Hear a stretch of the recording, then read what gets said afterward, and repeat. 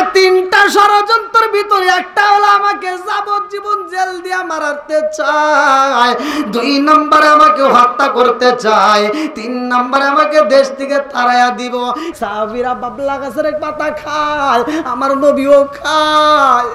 যেই গাছের সাথে বান্ধা রাখছে রে ভাই, ওই গাছের পাতা খাই আর কতক্ষণ থাকা যায়। ওই গাছের পাতাগুলো খাইতে খাইতে কিতাবের ভিতর উল্লেখ করা হয়, ছাগল যেমন বকরি যেমন পায়খানা করে যেমন গুটি গুটি, এইবার তাদের পায়খানা পর্যন্ত 1 সপ্তাহ 2 সপ্তাহ 3 সপ্তাহ পরে পর্যন্ত হয়তো গুটি গুটি। আরে কত কষ্ট করেছে আমার নবী, আমার নবী গাছের পাতা খাইয়া জীবন কাটাই রে ভাই।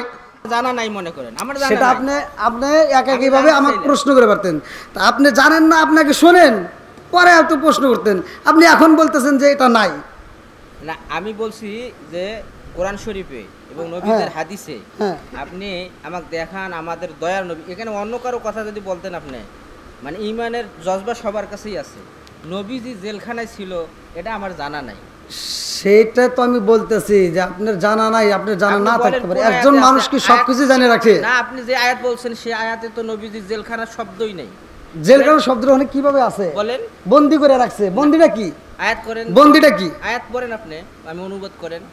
ওয়াইদ ইয়ামকুরু বিকাল্লাযিনা কাফারু লিইসবিতুকা ওয়া ইয়াকতুলুকা ওয়া ইখরুজুকা ওয়া ইয়ামকুরুনা ওয়া ইয়ামকুরুল্লাহ। তিনটা এখানে ষড়যন্ত্র। একটা কি? জেল, অর্থাৎ বন্দি। কি কোনটা জেল কইলেন ভাই? শোনেন, আপনি ওয়াজ করেন, সমস্যা নাই। আমার একটা দায়িত্ব ছিল, আমার দয়ার নবী বিশ্ব নবী কোনো সময় জেলখানায় ছিল না। ইউসুফ নবী এখন বিষয় হলো সমস্যা নেই করেন। আল্লাহির রহমানির রহিম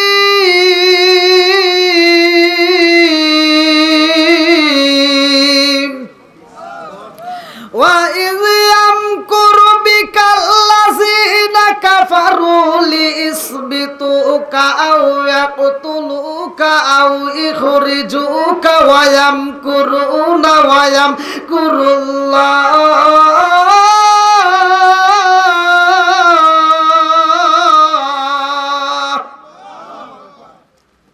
আমার নবীকে মারার জন্য 3টা ষড়যন্ত্র করছে। সূরা আনফাল 30 নম্বর আয়াত। আমার নবীকে 3 বছর আক্রমণ করে আঁকড়ায় রাখছে, 3 বছর বন্দি করে রাখছে, হাতে রশি পায়ে রশি দিয়া এমন জায়গায় বাঁধে রাখছে যেই জায়গাটায় বৃষ্টির পানি পড়ে। আমার নবী 3 বছর, নবুয়তের 7ম বছর থেকে 10ম বছর পর্যন্ত ইতিহাস, নবুয়তের 7ম বছর থেকে 10ম বছর পর্যন্ত আমার নবী যদি বৃষ্টির পানিতে রোদের ভিতর ভিজা আমার নবী যদি থাকতে পারে, আমরা থাকতে পারবো কিনা? একসাথে বলেন। আমার নবী যদি রোদের ভিতর পুড়ে থাকতে পারে, বৃষ্টির ভিতর ভিজে আমার নবী যদি না খেয়ে থাকতে পারে, আর আমরা তো খাবার খাই আসছি, কতক্ষণ ঠিক কিনা? একটু জিকির করেন লা ইলাহা, একসাথে আর জোরে লা ইলাহা মাশাআল্লাহ লা ইলাহা। আরে বুঝলি না রে কপাল পুরা দয়াল নবীর শান, হায় হায় বুঝলি না রে কপাল পুরা দয়াল নবীর শান।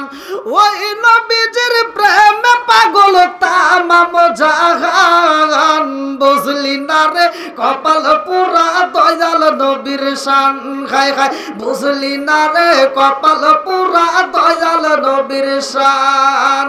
লা ইলাহা, একসাথে লা ইলাহা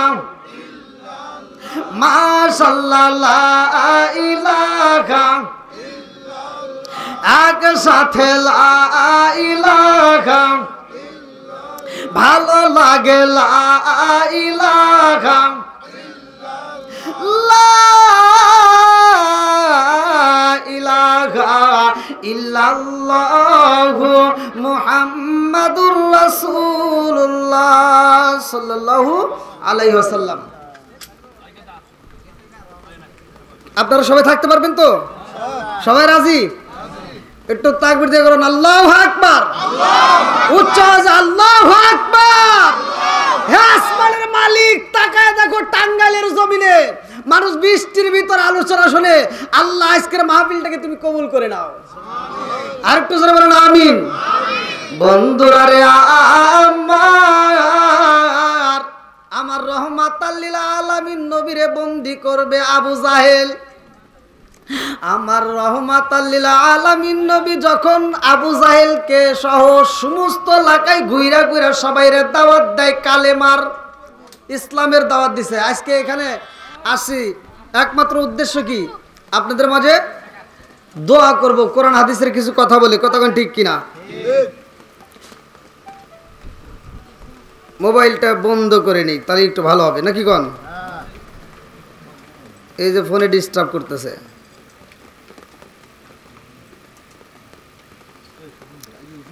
আজকের আলোচনা হবে সূরা আনফাল আয়াত নম্বর 30। আল্লাহ বলছে ওয়াইদ ইয়ামকুরু বিকাল্লাযীনা কাফারু লিইসবিতুকা ওয়া ইয়াকতুলুকা আও ইখরিজুকা ওয়া ইয়ামকুরুনা ওয়া ইয়ামকুরুল্লাহ ওয়াল্লাহু খায়রুল মাকিরিন। আল্লাহু আকবার কোন। বন্ধুরা রে আমার রহমাতাল লিল আলামিন নবীরে যে জেলখানার মধ্যে বন্দী করে, জেলখানাটার নাম কিতাবের ভিতর আছে শিআবে আবি তালিব। শিআবে আবি তালিব নবুয়তের ৭ম বছরে আমার নবীরে বন্দী করা হয়। আমার নবীরে যখন জেলখানার ভিতর বন্দী করে রে টাঙ্গাইল জেলাবাসীরা, আজকের জেলখানায় গেলে তো তোমরা ফ্যানের বাতাস পাও, আজকের জেলখানায় গেলে তো তোমরা 3 বেলা খাবার পাও, আজকের জেলখানায় গেলে তো তোমরা আরামে ঘুমাইতে পারো, আজকের জেলখানায় গেলে তো তোমরা বৃষ্টির পানির থেকে বাঁচতে পারো, রোদের তাপ থেকে বাঁচতে পারো। কিন্তু আমার রহমাতাল লিল আলামিন নবীরে 1 বছর নাই 2 বছর নাই রে টাঙ্গাইল জেলাবাসীরা 3টা বছর এমন কষ্ট দিছে রে ভাই। সিরাতে হিসাবের ভিতর উল্লেখ করা হয়, ভালো করে শুনে নাও। আমার নবী যেই দিন জেলখানা থেকে বের হবে তারপরের দিন সূরা ফিল নাজিল হবে। আল্লাহু আকবার কোন। আর একটু জোরে কোন না আল্লাহু আকবার। ও গো মায়ার নবী গো সনমের মতো দেখারে লইতাম জীবনে। ও গো মায়ার নবী গো সনমের মতো দেখারে লইতাম জীবনে। চিৎকার মেরে কন্যা আল্লাহু আকবার। আরে শিআবে আবি তালিব নামক এই জেলখানায় আমার নবীরে যখন বন্দী করে রে ভাই, আমার নবীর তো কোনো অপরাধ ছিল না রে বন্ধু। আমার নবী তো আবু জাহেলের বাড়িতে আগুন ধরাই নাই, আমার নবী তো আবু জাহেলের বাড়িতে যায় কোনো হামলা করে নাই, আমার নবী কোনো ইহুদি খ্রিস্টানের গলায় গামছা মেরে রশি মেরে টান মারে নাই, আমার নবী তো কাউকে আঘাত দিয়ে কথা বলে নাই, আমার নবীকে তাকে কষ্ট দেয় নাই। অথচ আমার নবীর বিরুদ্ধে একটা ষড়যন্ত্র করলো। ষড়যন্ত্রটা কোথায় ভালো করে শুনে নাও, আমার আলোচনাটা তোমরা কোথায় পাবে? সূরা আনফাল আয়াত নম্বর 30 আমার আল্লাহ বললেন, আমার নবীরে জানায়া দিলেন আল্লাহু আকবার ওয়ালিল্লাহিল হামদু বিসমিল্লাহির রহমানির রহিম। ওয়া ইয়ামকুরু বিকাল্লাযীনা কাফারু লিইসবিতুকা আও ইয়াকতুলুকা ওয়া ইয়ামকুরুনা ওয়া ইয়ামকুরুল্লাহ।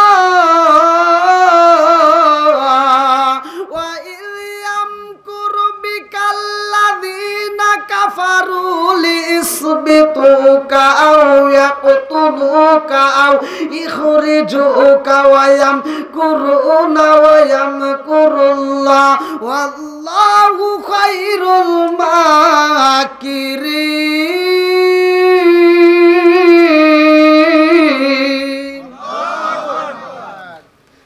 আমার আল্লাহ তাআলা এই আয়াতটা তখন নাযিল করলেন, আমার নবীরে জানায় দিলেন, বন্ধু তোমার বিরুদ্ধে ওরা 3টা ষড়যন্ত্র। কয়টা?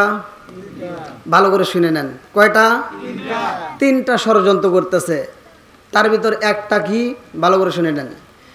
1 নম্বরে ওরা যাবজ্জীবন জেল দিবে, যাবজ্জীবন জেল।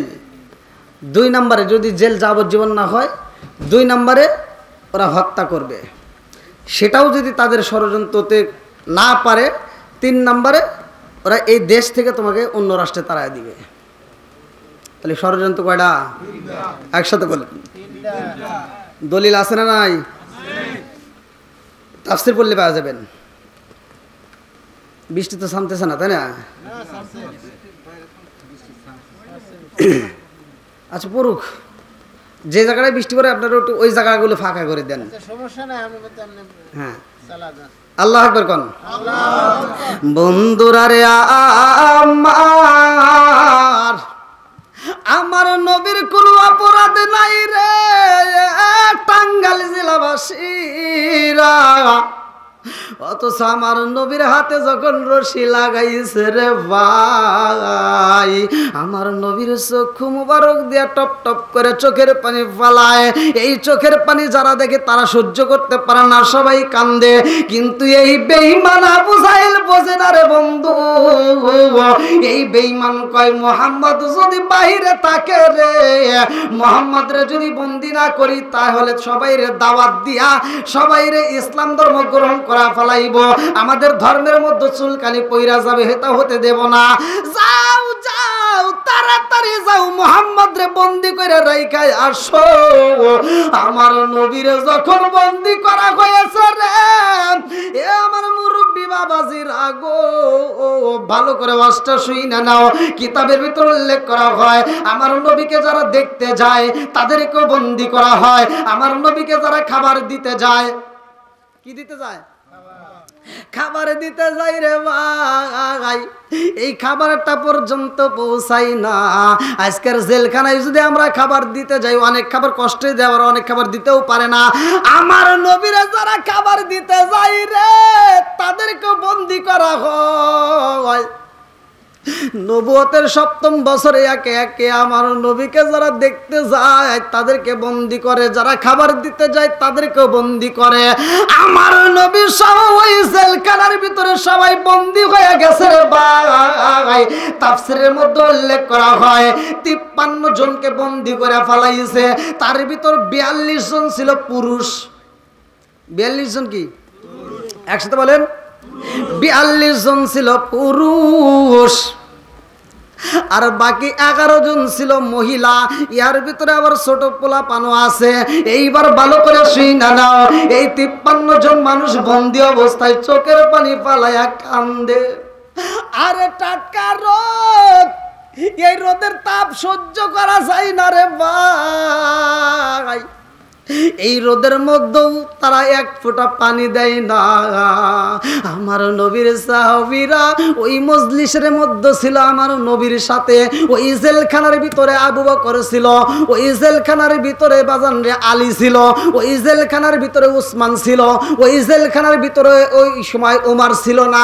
ওমর আসবে একটু পরে, ভালো করে শুই না নাও। আমার নবী যখন জেলখানার থেকে বের হইব তার 10 দিন পরে ওমরের মতো মানুষ জাগাই মুসলমান হয়ে যাইব। জোরে জোরে কন্যা সুবহানাল্লাহ। ও গো মায়ার নবী গো তুমি আমার হইও গো কান্ডারি। ও গো মায়ার নবী গো তুমি আমার হইও গো কান্ডারি। চিৎকার মেরে কন্যা আল্লাহু আকবার। আর আমার নবীরা বন্দি করে ঠিক মতো খাবার দেয় না, এই বেঈমান একটা ষড়যন্ত্র করলো। বন্দি তো কইরা পালাইছি, দিন যায় সপ্তাহ যায় মাস যায়, কষ্টের সীমা নাই দুঃখের সীমা নাই। দিন যায় সপ্তাহ যায় মাস যায় বছর পার হয়ে যায়। প্রথম বছরে এমনি ভাবে তারা আটকায় রাখলো, দ্বিতীয় বছরে যাই এই বেঈমান কয় এইখানে আমরা ঠিক মতো খাবার দেব না, এইখানে যদি খাবার না দেই ওরা তো বাঁচবে না। আমাকে খাবার পর্যন্ত ঠিক মতো দেয় না রে। আজকে 3 বেলায় আমরা কত সুন্দর খাবার খাই। টাঙ্গাইল জেলার ভাই গরুর গোশত খাইলা, কত রকমের গোশত খাইলা, কত সুন্দর সুন্দর মাছ খাইলা, কত খাবার খাইলা, একটাবার চিন্তা করছো নি আমার রহমাতাল লিল আলামিন নবী কেমনে দিন কাটাইছে আর আমরা কেমনে কাটাই? আজকেও তো বাড়িওয়ালার আয়োজনের পক্ষ থেকে কত আয়োজন করছে, এ আমার মুরব্বী বাবারা ভালো করে শুই না নাও। আমার নবী এইবার কান্দে, সাহাবীরা কান্দে, আবু বকর কান্দে আর কই ইয়া রাসূলুল্লাহ, নবী গো, ও মায়ার নবীজি, ও মায়ার নবীজি, এই মুহূর্তে যদি এক ফোঁটা পানি পাইতাম আমি আবু বকরের আত্মাটা ঠান্ডা করে ফেলাইতাম। আমার নবী কয় আবু বকর রে, এমন জায়গায় আমাদেরকে বন্দি করে ফেলাইছে, এই জায়গায় তো কোনো পানির ব্যবস্থা নাই, ওদের কাছে পানি চাইতে হইব। এবার জানে একদিন পর, 2 দিন পর, 3 দিন পর পর্যন্ত পানি দিছে, ঠিক মতো খাবার দেয় নাই। এইবার 2য় বছরে যখন এইরকম ভাবে কষ্ট দেয়, এইবার আমার নবী সাহাবীদের মাঝে যেই কয়েকজন লোক ছিল সবার মাঝে কান্দে আর কয়, তোমরা ধৈর্য ধরো, কারণ ইন্নাল্লাহ মা'আস সাবিরিন, নিশ্চয় ধৈর্যশীলদের সাথে আছে কে? আরো জোরে কোন আল্লাহ। আমার নবী যখন বলছে ধৈর্য ধরো, সাহাবীরা কান্দে আর কয়, নবী গো, আমরা জেলখানায় থাকবো গো নবী, এতে কোনো দুঃখ নাই, কিন্তু জেলখানার নিয়ম অনুযায়ী তো আমাদেরকে রাখে না। জেলখানার যে একটা নিয়ম, যেই নীতি আছে সেইটা তো আমাদের সাথে ওরা করে না। আমার নবী কয় ওরা আমাদের উপরে ষড়যন্ত্র চালাইছে, এই জন্য তো আল্লাহ কোরআনুল কারীমের ভিতরে বলছে, ওয়াইদ ইয়ামকুরু বিকাল্লাযিনা কাফারু লিইসবিতুকা আও ইয়াকতুলুকা আও ইখরিজুকা ওয়ায়ামকুরুনা ওয়ায়ামকুরুল্লাহ ওয়াল্লাহু খায়রুল মাকিরিন।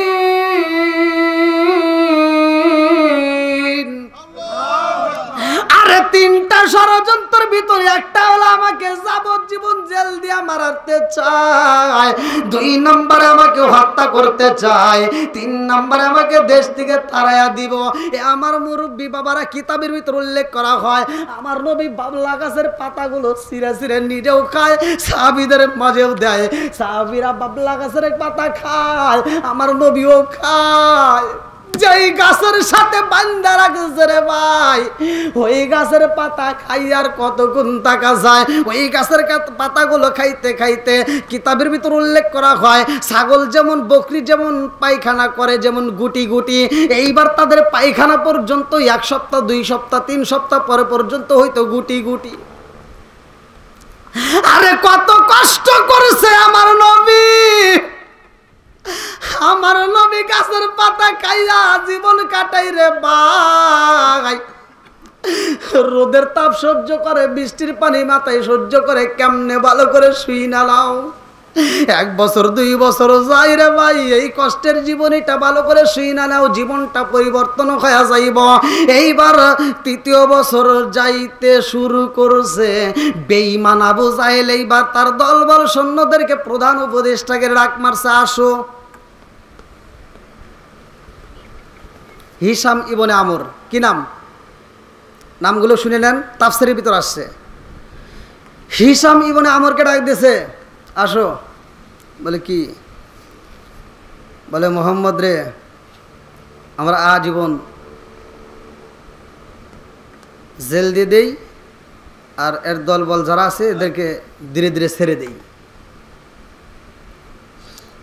প্রধান উপদেষ্টা তিনি বললেন, না, আপনি যদি তারে রাইখা তাদেরকে ছেড়ে দেন, তার সাহাবীরা তো আবার যায়া সেই একই কাজ করবে, কালেমার পতাকা উড়াবে। কথা কোন ঠিক কিনা?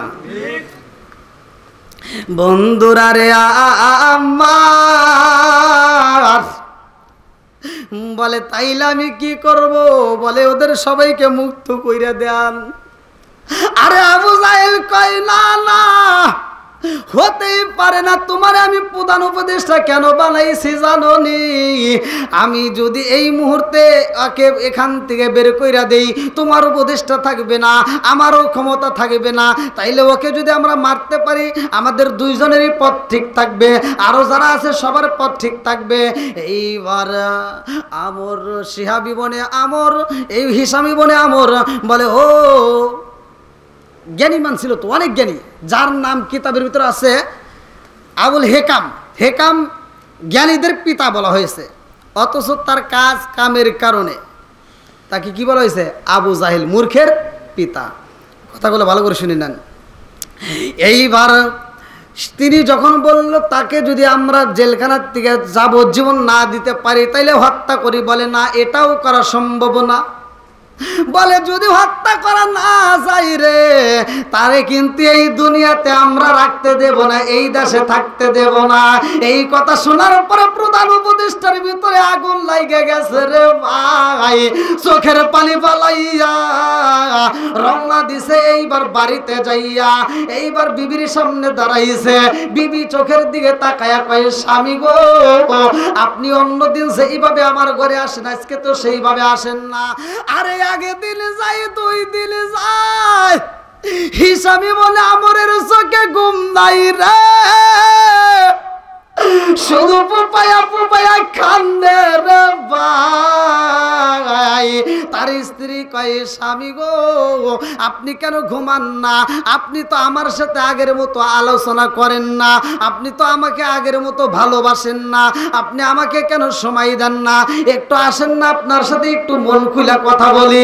এইবারে হিসামি বনে আমর 2টা চোখের পানি পালাইয়া কান্দার কয়, আমার ভালোবাসার টাইম নাই, আমার ভিতরে কেমন জানি অস্থির লাগে। বিবি কয়, স্বামী গো, স্বামী, আপনার কি এমন কষ্ট হয়েছে যদি আমারে বলতে না, আপনাকে মনের মতো চিকিৎসা দিতাম। বলে, আমার যেই রোগে ধরছে রে, এই রোগের চিকিৎসা করার মতো ডাক্তার নাই। আল্লাহু আকবার কম। হিসাবি বলে আমার কান্দার কই, বিবি রে, এমন রোগে ধরছে আমারে, আমি ঘুমাইতে গেলে ঘুমাইতে পারি না। বিবি এইবার মাথায় হাত বোলাইয়া দিয়া কান্দে আর আদর করে বলে, কি হয়েছে আপনি আমার সাথে একটু মনের কথা বলেন। রাত তখন ঘড়ির কাটায় 12টা বাজে গেছে রে ভাই, ঘড়ির কাটা 12টা, এখন তো 11টা বাজছে না, 11টা বাজছে, ঘড়ির কাটা 12টা বাজে গেছে। এইবার হিসাম ইবনে আমরে কান্দে আর কই, বিবি রে, এই গভীর রাত্রে আমার মনের কথা শুনতে চাস? বলে, হ্যাঁ, আপনার মনের কথাগুলো বললে আমি খুশি হইতাম। এইবার হিসাম ইবনে আমর 2টা চোখের পানি পালায়া কান্দে আর কই, বিবি, আমার মনের কথা বলতে পারবো, আগে তোরকে আমি কয়েকটা প্রশ্ন করব, উত্তর দিবি। বলে, কি এমন প্রশ্ন করবে না? আমার ইবনে হিসাম প্রশ্ন করে, বিবি রে, আমার জানতে বড় ইচ্ছা হয়, মোহাম্মদ নামক এই মানুষটারে চেননি? বলে, হ্যাঁ, তারে চিনবো না কেন, তারে অবশ্যই চিনি। বলে, এই মানুষটা কেমন? এইবার আমর হিসামি বনে আমরের স্ত্রী সাথে সাথে উত্তর দিল, স্বামী গো,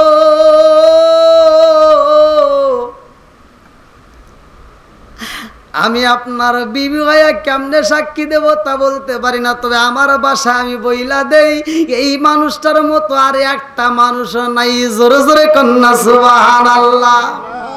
এইবার হিসামি মনে আমার কান্দে আর কই, বিবি রে,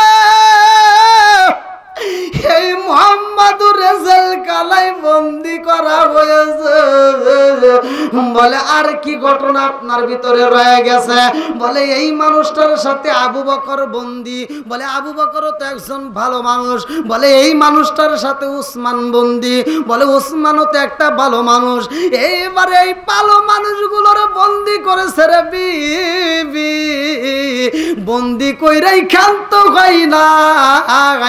এই বেঈমান এদেরকে মারার জন্য একটা ষড়যন্ত্র করতেছে, এদেরকে না খাওয়ায়া রাখে, এদেরকে ঠিক মতো খাইতে দেয় না, এদেরকে ঠিক মতো তাদেরকে দেখাশোনা করে না। এই জেলখানার ভিতরে কোনো ভ্রমণ নাই, এই জেলখানার ভিতরে তাদেরকে শুধু কষ্ট দেওয়া হয়, এই জেলখানার ভিতরে রাইখে তাদেরকে হত্যা করতে যায়। এই জেলখানার থেকে যদি হত্যা করা না যায় রে বিবি, এই বেঈমান এদেরকে দেশ থেকে তাড়াইয়া দিব। এইবার বিবি লাভ দিয়ে খাড়ে থেকে উঠতে দাঁড়ায় কয়, এই স্বামী গো,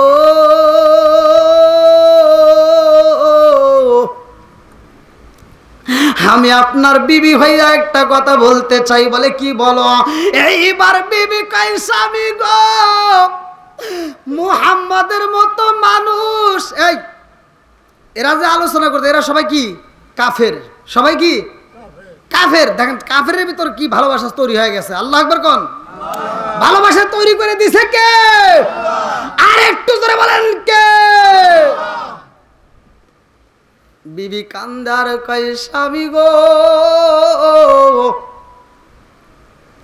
ও স্বামী, মুহাম্মদ রে যদি মুক্ত না করতে পারো গো, কথা দিলাম আমি তোমার ঘরে থাকতে পারবো না, আমি তোমার ঘর ছেড়ে বাবার বাড়ি চইলা যাব। আল্লাহু আকবার কও।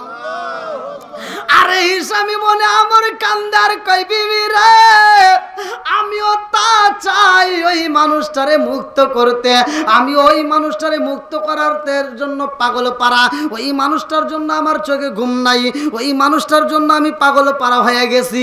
ও বিবি জানো শুনি, ওই মানুষটা শুধু আমার চোখে চোখে বাসে। আমি যখন খাইতে বসি ওই মানুষটারে স্বপ্নে দেখি, আমি যখন খাইতে বসি আমার চোখের সামনে অটোমেটিক বাইসা ওঠে, আমি যখন রাস্তায় চলি ওই মানুষটার চেহারা আমার চোখের সামনে বাসে।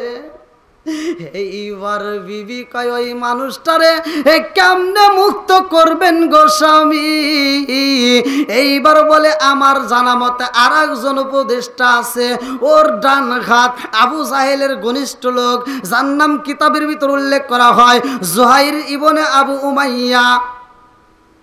ইনি ছিল জুহাইর ইবনে আবি উমাইয়া, ইনি ছিলেন অত্যন্ত সাহসী সন্ত্রাসী। সিরাতে হিসাম তাফসীরের ভিতর পড়বেন, আমার ওয়াজ ক্লিয়ার ভাবে পাওয়া যাবেন। কি শুনবেন না? আর একটু চলবে তো না? কষ্ট হইতেছে? আল্লাহু আকবার কোন। এইবার বলে, আমি যাইতে চাই, আমি জুহাইরের কাছে। আল্লাহু আকবার কোন। আরে জুহাইরের কাছে যাইব,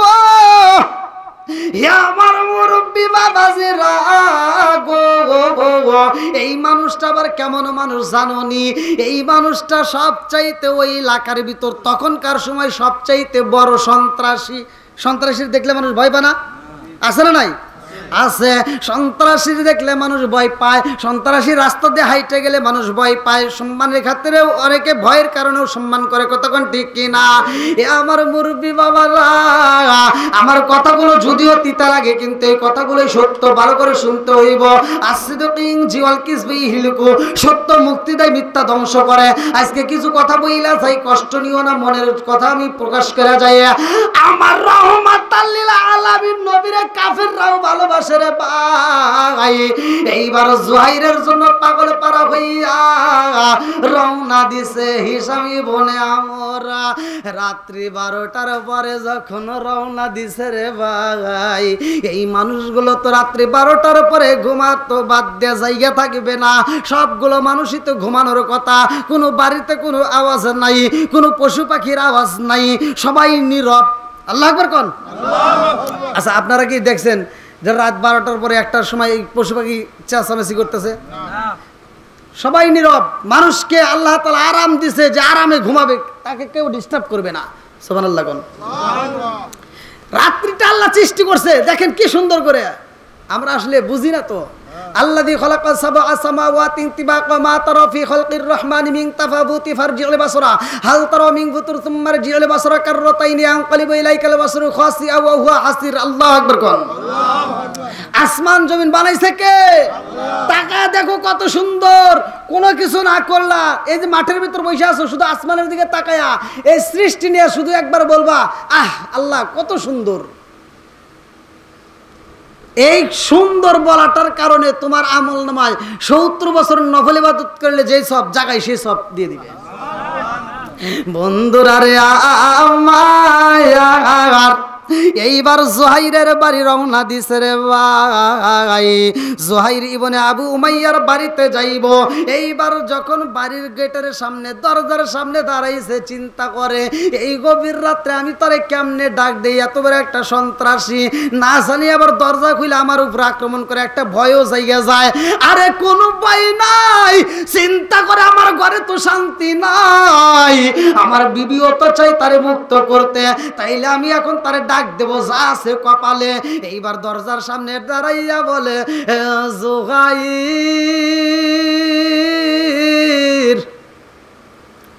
আরে একটা মাত্র ডাক দেওয়া মাত্র জায়গায় দরজাটা খুইলা দিছে রে ভাই। দরজা যখন খোলা হয় হিসাবি মনে আবার কান্দে আর কয় ও জোহাইর, এই গভীর রাত্রে তুমি কি ঘুমাও নাই? এই গভীর রাত্রে তুমি কি ঘুমাও নাই? তুমি কি ঘুমাও নাই? কারণটা কি? তোমার চোখে কেন ঘুম নাই? আরে জোহাইর কান্দে আর কই ভাই আমার চোখে ঘুম নাই, কিন্তু আমার জানতে বড় ইচ্ছা হয় এই রাত্রে তো কোনোদিন তুমি আমার বাড়িতে আসো নাই, আর এই রাত্রে তো আমারে কেউ কোনোদিন ডিস্টার্ব করে নাই। আমি যখন রাত্রিতে ঘুমাইতে আসি কোনো লোক ক্ষমতাশীল ব্যক্তি হলো আমার সামনে আইসা সাহস পাই না, অথচ তুমি আমার দরজার সামনে টোকা দিলা, কারণটা কি? বলে বাইরে ভাই ও ভাই তোমার চোখে ঘুম নাই, ওই জ্বালায় আমি পইরা গেছি, আমার চোখেও ঘুম নাই। আল্লাহু আকবার কম। আরে কারে কাছে বলিব দুঃখ, আমি কার কাছে বলিব দুঃখ, দরদি মিলে না, ওই আমি কই না মনের কথা, কই না আমি কই না মনের কথা, কই না চিকার মেরে কন্যা আল্লাহু আকবার। জোহাইর কয় আমি আপনার মনের কথা জানতে চাই, কি এমন কষ্ট আপনার ভিতরে চোখে ঘুম নাই? বলে আমার তো একই প্রশ্ন, তোমার চোখে কেন ঘুম নাই? বলে আমার চোখে ঘুম নাই ভাই জানো নি, আমার ঘরের ভিতরে শান্তি নাই। বলে কারণটা কি? বলে কারণ জানো নি, আমার ঘরের ভিতর আমার জনম দুঃখনি মা, আজ 2টা বছর হয় আমার মা অসুস্থ হয়ে বেডে পইরা গেছে। আমার মারে খাওয়াইতে হয়, আমার মায়ের গোসল করাইতে হয়, আমার মায়ের সেবা করতে হয়, আমার মায়ের এত খেদমত করার পরেও আমার চোখে শান্তি নাই। বলে কারণটা কি?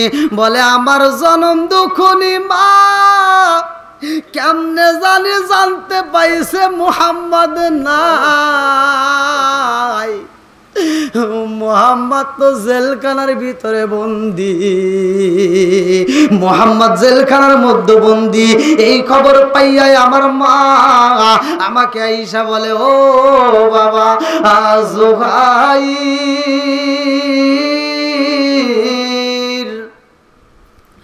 ও বাবা জোহাইর, আমি জানতে চাই এই এলাকার সবচাইতে বড় সন্ত্রাসী কে?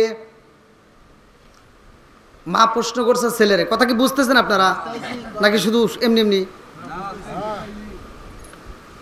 জোহাইর প্রশ্ন করছে, জোহাইরের মা প্রশ্ন করছে বাবা আমি মা জানতে চাই এই এলাকার ভিতর সবচাইতে বড় সন্ত্রাসী কে? এইবার জোহাইর একটা মুস্কি হাসি দিয়ে বলতেছে মা এই এলাকার ভিতর সবচাইতে বড় সন্ত্রাসী তো সবাই এক নামে চেনে আমারে। তুমি? বলে হ্যাঁ। বলে বাবা তুমি যেহেতু বড় সন্ত্রাসী, আমি মায়ের একটা মনের আশা পূরণ করো। বলে কি আশা? বলে আমি তোমারে বললাম তুমি একটু সন্ত্রাসী গরি করে দেখাও, একটু সন্ত্রাসী করে দেখাও, আমি যেন সন্ত্রাসীর মা হিসেবে পরিচয় দিতে পারি। পারবা? বলে কিসের? এইবার জোহাইর বলে মা গো, আমার জীবনে আমি কত মানুষের কাল্লা কাটছি হিসাব করি নাই। ও মা, যারে মন চাইছে তারের কাল্লা কাইটাই আনছি রে মা। আজকে যদি তুমি বলো আমি মানবো না, এটা তো হতে পারে না। বলো কি চাও? জনম দুঃখনি মা বলে জুহাইর রে বাবা হাত দে। ও বাবা, এইবার হাতটা যখন দিয়া দেয়, জনম দুঃখনি মা হাতের উপর চুমা দিয়া কয় বাবা জুহাইর, ও বাবা এই হাতে আমি তেল মালিশ করে দিতাম রে বাবা, যেই পা দিয়া তুমি হাইটা যাও রে বাবা, ওই পায়ে আমি তেল মালিশ করে দিলাম। তোমার দেহটা এত সুন্দর করে যত্ন করে বড় করেছি, আজকে এই হাতে আমি মা তোমার এই অস্ত্র তুইলা দিতে চাই রে বাবা। একটু সন্ত্রাসীগিরি কইরা দেখাও, আমি জনম দুঃখিনী মায়ের সন্ত্রাসী মা হিসেবে পরিচয় দিতে চাই। বলে কি সন্ত্রাসী করতে হইব? বলে বাবা জুহাইর রে, আমি জানতে পারলাম রে বাবা মোহাম্মদী কিনা জেলখানার ভিতরে বন্দি আছে। এইবার জুহাইর বলে মা গো, ও মা তুমি যা শুনছো মা এটা সত্য। নবুয়তের ৭ম বছর থেকে ১০ম বছর পর্যন্ত আমার নবী জেলখানায়। এইবার মা জননী কান্দে আর কয় বাবা রে,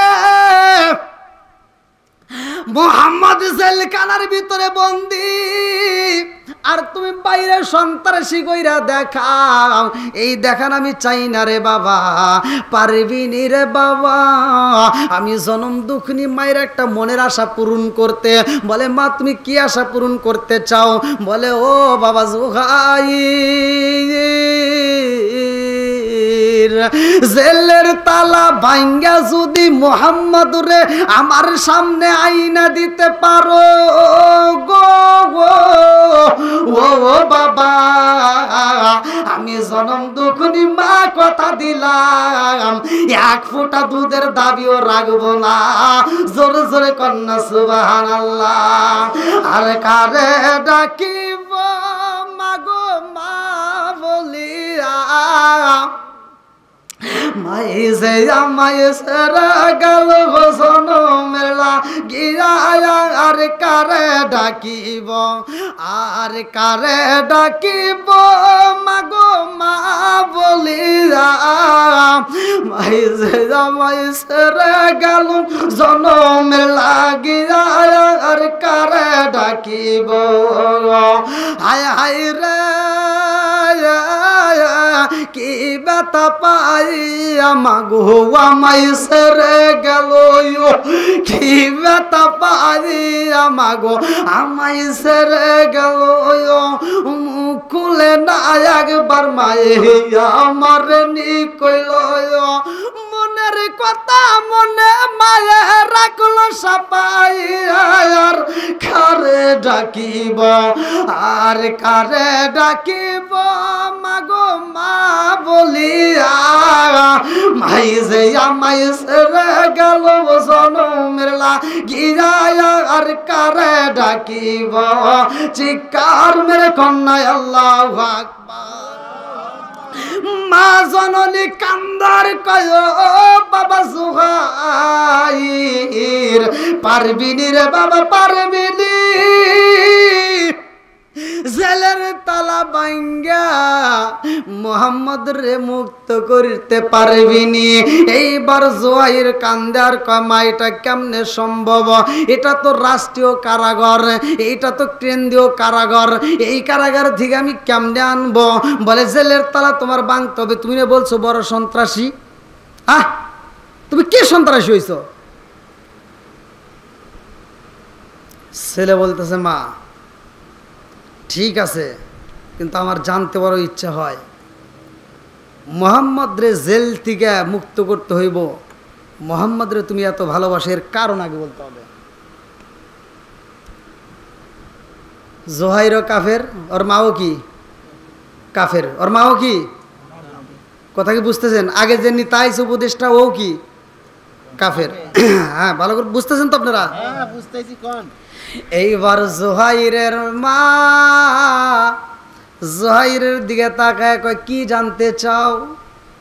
জোহাইর বলে, মা রে ও মা,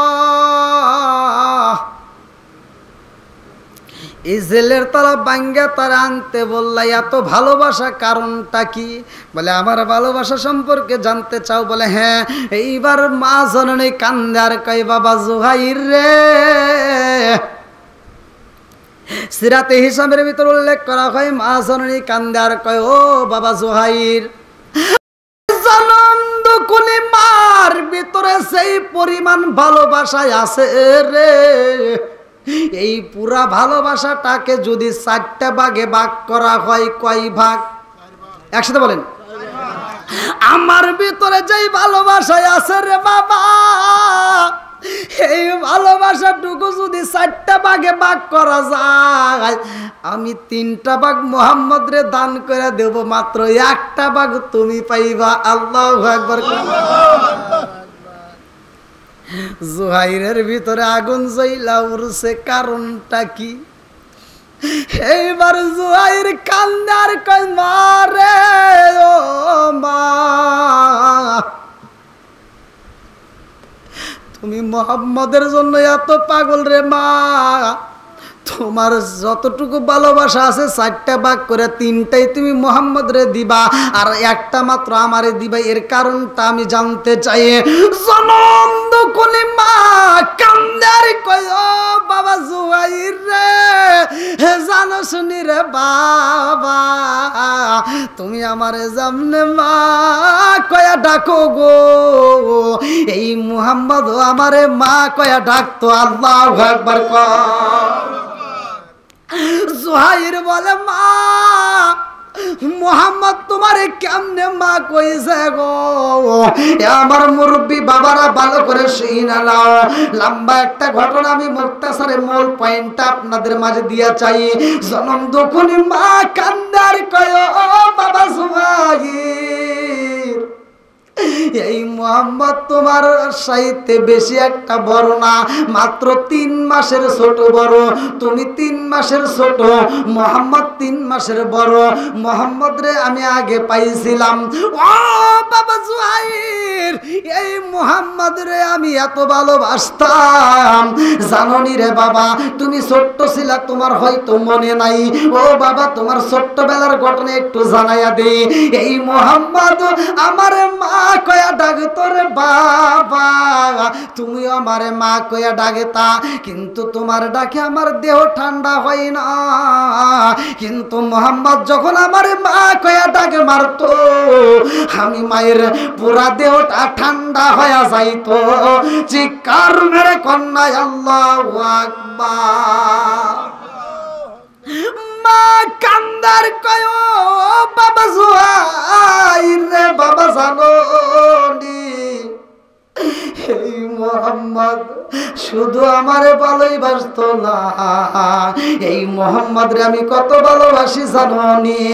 এই মোহাম্মদ রে আর তোমারে গোসল করাইতে যাইতাম, ও বাবা জানো নি, কূপের পানিতে যখন গোসল করানোর জন্য তোমারে নিতাম, ওই কূপের পানি আমি ঠিক মতো পাইতাম না, কিন্তু মোহাম্মদ রে যখন নিয়ে যাইতাম, আমি এই নীলাকালা বুঝি না, কূপের তলদেশের পানি উপরে উঠতে যায়, ওই পানি আমি হাত দিয়ে নিয়ে নিয়ে মোহাম্মদ রে আত্মা বইরে গোসল করাইছি।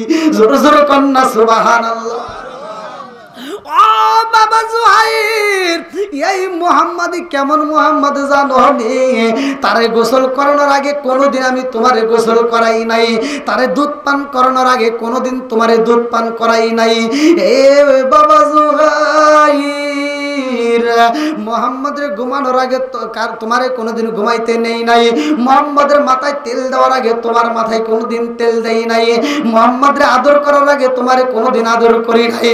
আমি মুহাম্মদরে কত ভালোবাসি জানো নি, আজকে তোমারে আমি বইলা দেই, এই মুহাম্মদরে যদি তুমি জেলখানা থেকে মুক্ত করতে না পারো, আমি জনম দুঃখনি মা বইলা দিলাম, আমি না জানি কোন সময় মইরা যাই, আমার মরণের পরে আমার এই চেহারাটা তুমি দেখতে আসবা না।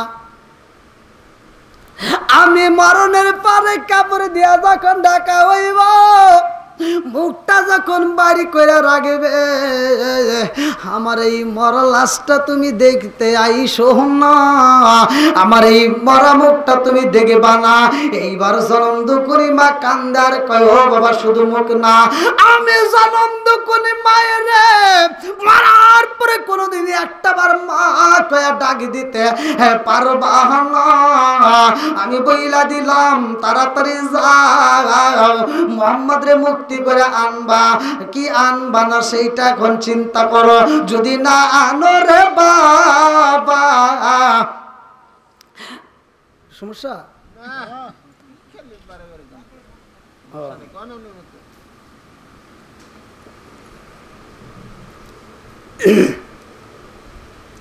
বৃষ্টির পানি আমার গায়ে পড়ছে তো শুরু হয়ে গেছে আর কি। হুজুর কথা যেহেতু জিজ্ঞেস করলেন, মন খারাপ করবেন না না না, মোহাম্মদ কোন মোহাম্মদের কথা দেখছেন? নবীজির কথা। নবীজি জেলখানায় ছিল কোন সময়? রেফারেন্স আমাদের নবীজি জেলখানায় ছিল নাকি এটা আমার জানা নেই। ভাই বলতেছে জেলখানায় ছিল। আপনারা কোনোদিন শুনছেন নবীজি জেলখানায় ছিল? আমি শুনি নাই, উনি বললো। এখন মানে এটা আবার আমার বলে দেওয়ার দায়িত্ব আছে, আমার সমাজের লোক, এই জন্য বললাম নবীজি জেল খাটে নেই কোনো সময় আমার জানা নেই। আমাদের দয়ার নবী জেলখানায় ছিল, অন্য নবী ছিল।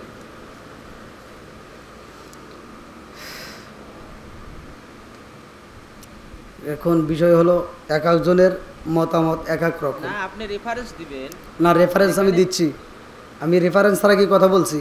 না বলে রেফারেন্স আমি দিছি না। এক নম্বরে দিছি সূরা আনফাল, আয়াত নম্বর কত? হ্যাঁ বল 30, আয়াত নম্বর 30। দেখেন তো ওখানে খুলে। হ্যাঁ না দেখবো, মানে ওটা বিষয় না। না না দেখেন খুলে, ওখানে আছে কি দেখেন মানে এখনই ওই দেখুন। তাফসীরটা পড়ে।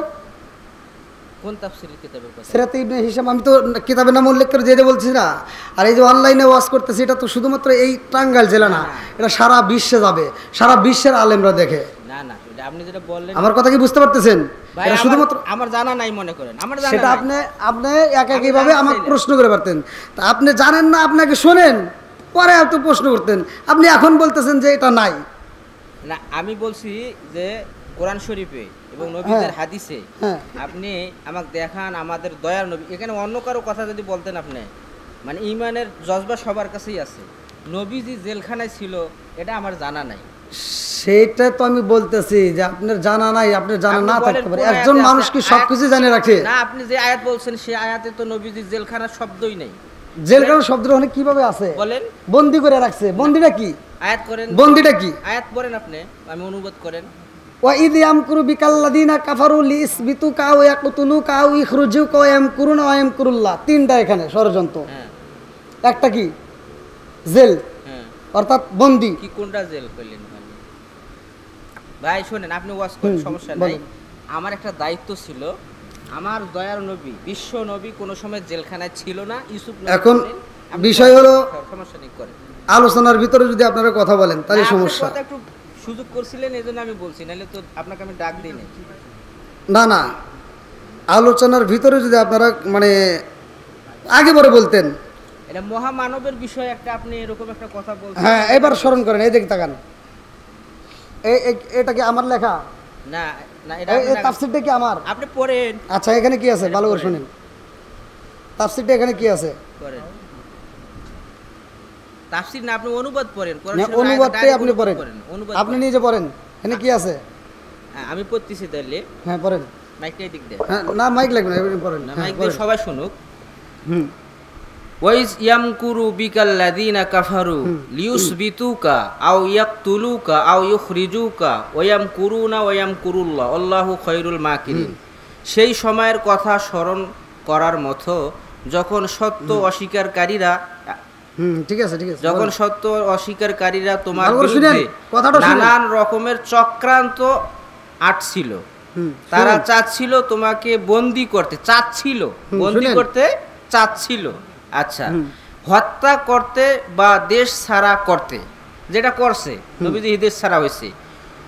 25 তারা, এটা কি 25 দিছে না, এটা আয়াত নাম্বার 25, এটা আয়াত নাম্বার। তারা নিজেদের কূটকৌশল প্রয়োগ করে চলছিল, অন্যদিকে আল্লাহ তার কৌশল প্রয়োগ করেছিলেন, আর আল্লাহ সবচেয়ে ভালো কৌশল অবলম্বনকারী। এই আয়াতের দ্বারা বোঝা যায় নাই যে নবীজিকে আটকানো হয়েছিল, তারা চেষ্টা করছিল। নবীজি, এটা আপনি মহামানবের কথা বলছেন, আমিও ধরে রাখতে পারি নাই, এবং আমি যে আপনাকে ডাইরেক্ট লক করছি তাও না, একটু সময় পাইছি, জিজ্ঞেস করছি। এই আয়াত দ্বারা বোঝা যায় না যে নবীজি জেলখানায় ছিল। এখন আপনি আয়াত দ্বারা বুঝতে পারলেন না, শুধু এই আয়াতের অর্থ দিয়ে কি আপনি বুঝলেন? আয়াতটার তাফসীর করতে হবে না? তাফসীরের ভিতরে আপনি দেখেন এর কি হত্যা ষড়যন্ত্র কেন করলো। না, আপনি যেটা বলছেন 3টা পদক্ষেপ। একটা লোক কি বন্দি করছে, বন্দি এনে করতে চেয়েছিল, এটা তো আগে নাজিল করলো। যখন বন্দি করলো, বন্দি করে, আমি বলছি না যে আল্লাহ রসুলকে বন্দি করবে, এমন সময় আল্লাহ একটা আয়াত নাজিল করছে, বলছি না? তাহলে বন্দিটা করার আগে আল্লাহ রসুলকে আল্লাহ জানায় দিছে, বন্দিটা করার আগে তাকে জানায় দিছে যে বন্দি করতে চেয়েছিল। কথা বুঝতেছেন কি? আপনি বলেন, সমস্যা না, আপনি হ্যাঁ, তাহলে 1 নম্বরে বন্দি করতে, বন্দি কি এখন ঘরের ভিতর বন্দি, তখনকার সময় কি এরকম জেলখানা, কিন্তু ওই রকম একটা কেন্দ্রীয় কারাগার তখনকার সময়ের কথা বলা হয়েছে, যেখানে সবাইরে বন্দি করা হইতো। তাহলে ওরা একটা জেলখানা না? কে বাংলা আমরা বুঝি না? সিরাজগঞ্জ জেলখানা দেখছেন আপনারা? জেলখানার সামনে লেখা আছে না, রাখিব নিরাপদ, দেখাবো আলোর পথ। তো এই যে জেলখানা, এই জেলখানাটা যদি না থাকতো তাহলে কি করত? যে কোনো একটা ঘর নির্মাণ করত, সে ঘরে আসামিদেরকে বন্দি করত, এটাই তো। তাহলে বন্দি কারে কয়? বন্দিটা কি সে কয়? জেলখানাতে বন্দি করে। বন্দিকে আপনি ঘরের ভিতর বন্দি করে রাখে, এটা কি বন্দি আছে?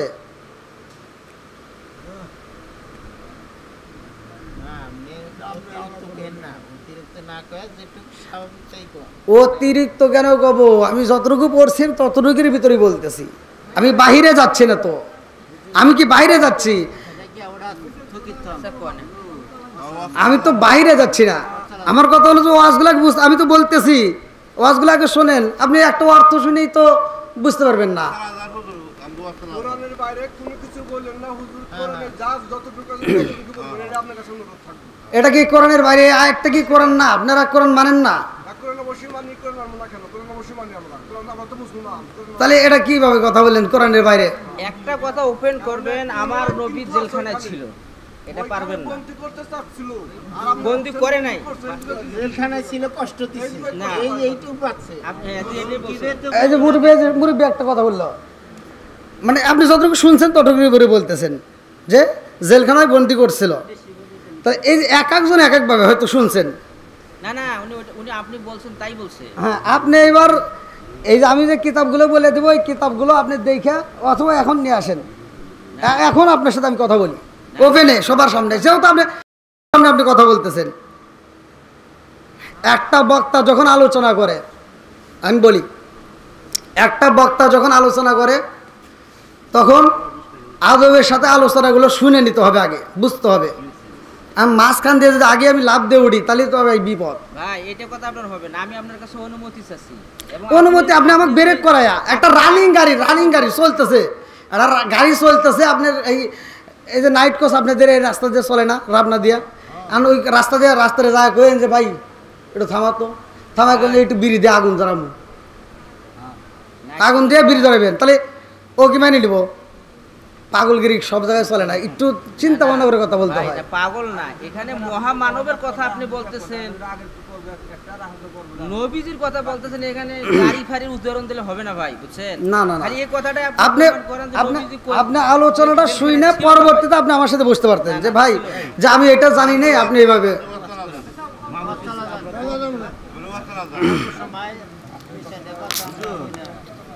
ইজি কথাগুলো সোজা কথাগুলো কর দেখো আমরা নাম জানি সাহেবিতে কোন জেলায় শুনি দুইটা ভাগ করা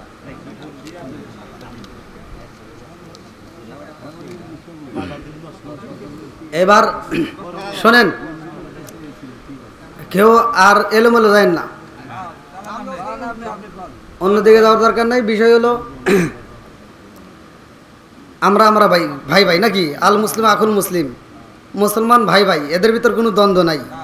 একটু মন মানুষের হতেই পারে, এখন হে বিপদে পারে আমার দৌড় দেওয়া লাগবে, আমার বিপদে হতেই আগে দৌড় দেবো, কথা ঠিক কিনা? এটাই, যাই হোক, এটা দ্বন্দ্বের কিছু না। না না না, এই জন্যই তো বেজাল। আপনারা চান একটা, সেটা যেমন আর একটা, তখন তো আর এক বেজাল, কথা বুঝছেন? মানে দর্শকের মন জয় করা অত সহজ না, কঠিন ব্যাপার, কঠিন ব্যাপার।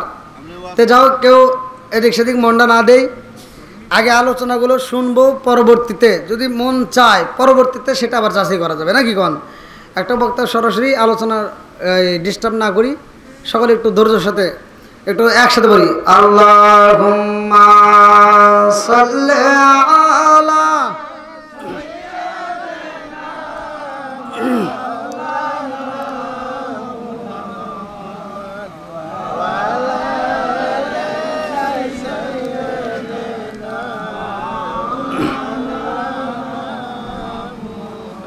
আর একটু মহব্বতের সঙ্গে বলি, আল্লাহুম্মা সাল্লি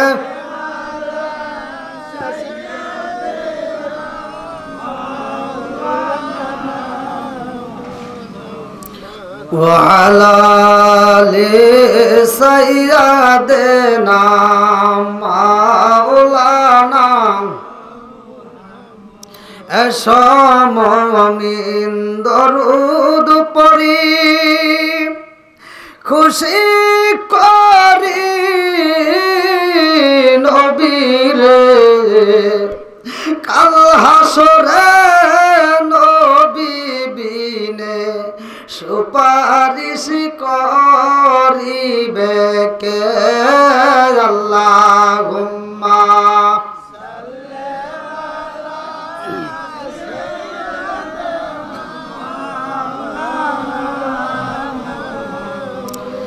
ওয়া আলা আলি সাইয়্যিদিনা মাওলানা। বন্ধুরা রে, আমার নবী তো ছিল এই জমিনের জন্য রহমত, কথা কোন ঠিক কিনা?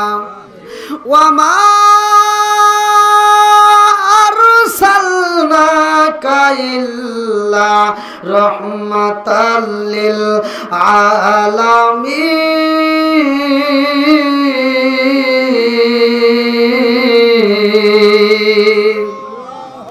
আরে আমার নবী গাছের জন্য রহমত, আমার নবী মাছের জন্য রহমত রে ভাই, আমার নবী আসমানের জন্য রহমত, আমার নবী জমিনের জন্য রহমত, আমার নবী আমাদের জন্য রহমত। জোরে জোরে কন্যা সুবহানাল্লাহ।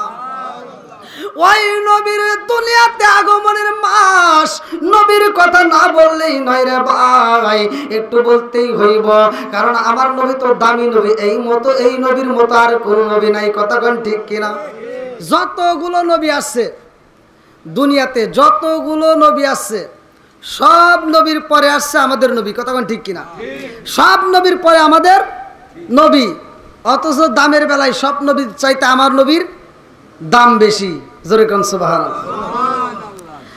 আমার নবী বলছে, যেই ব্যক্তিটা আমি রাসূলের উপরে একবার দুরূদ শরীফ পড়ে, কয়বার?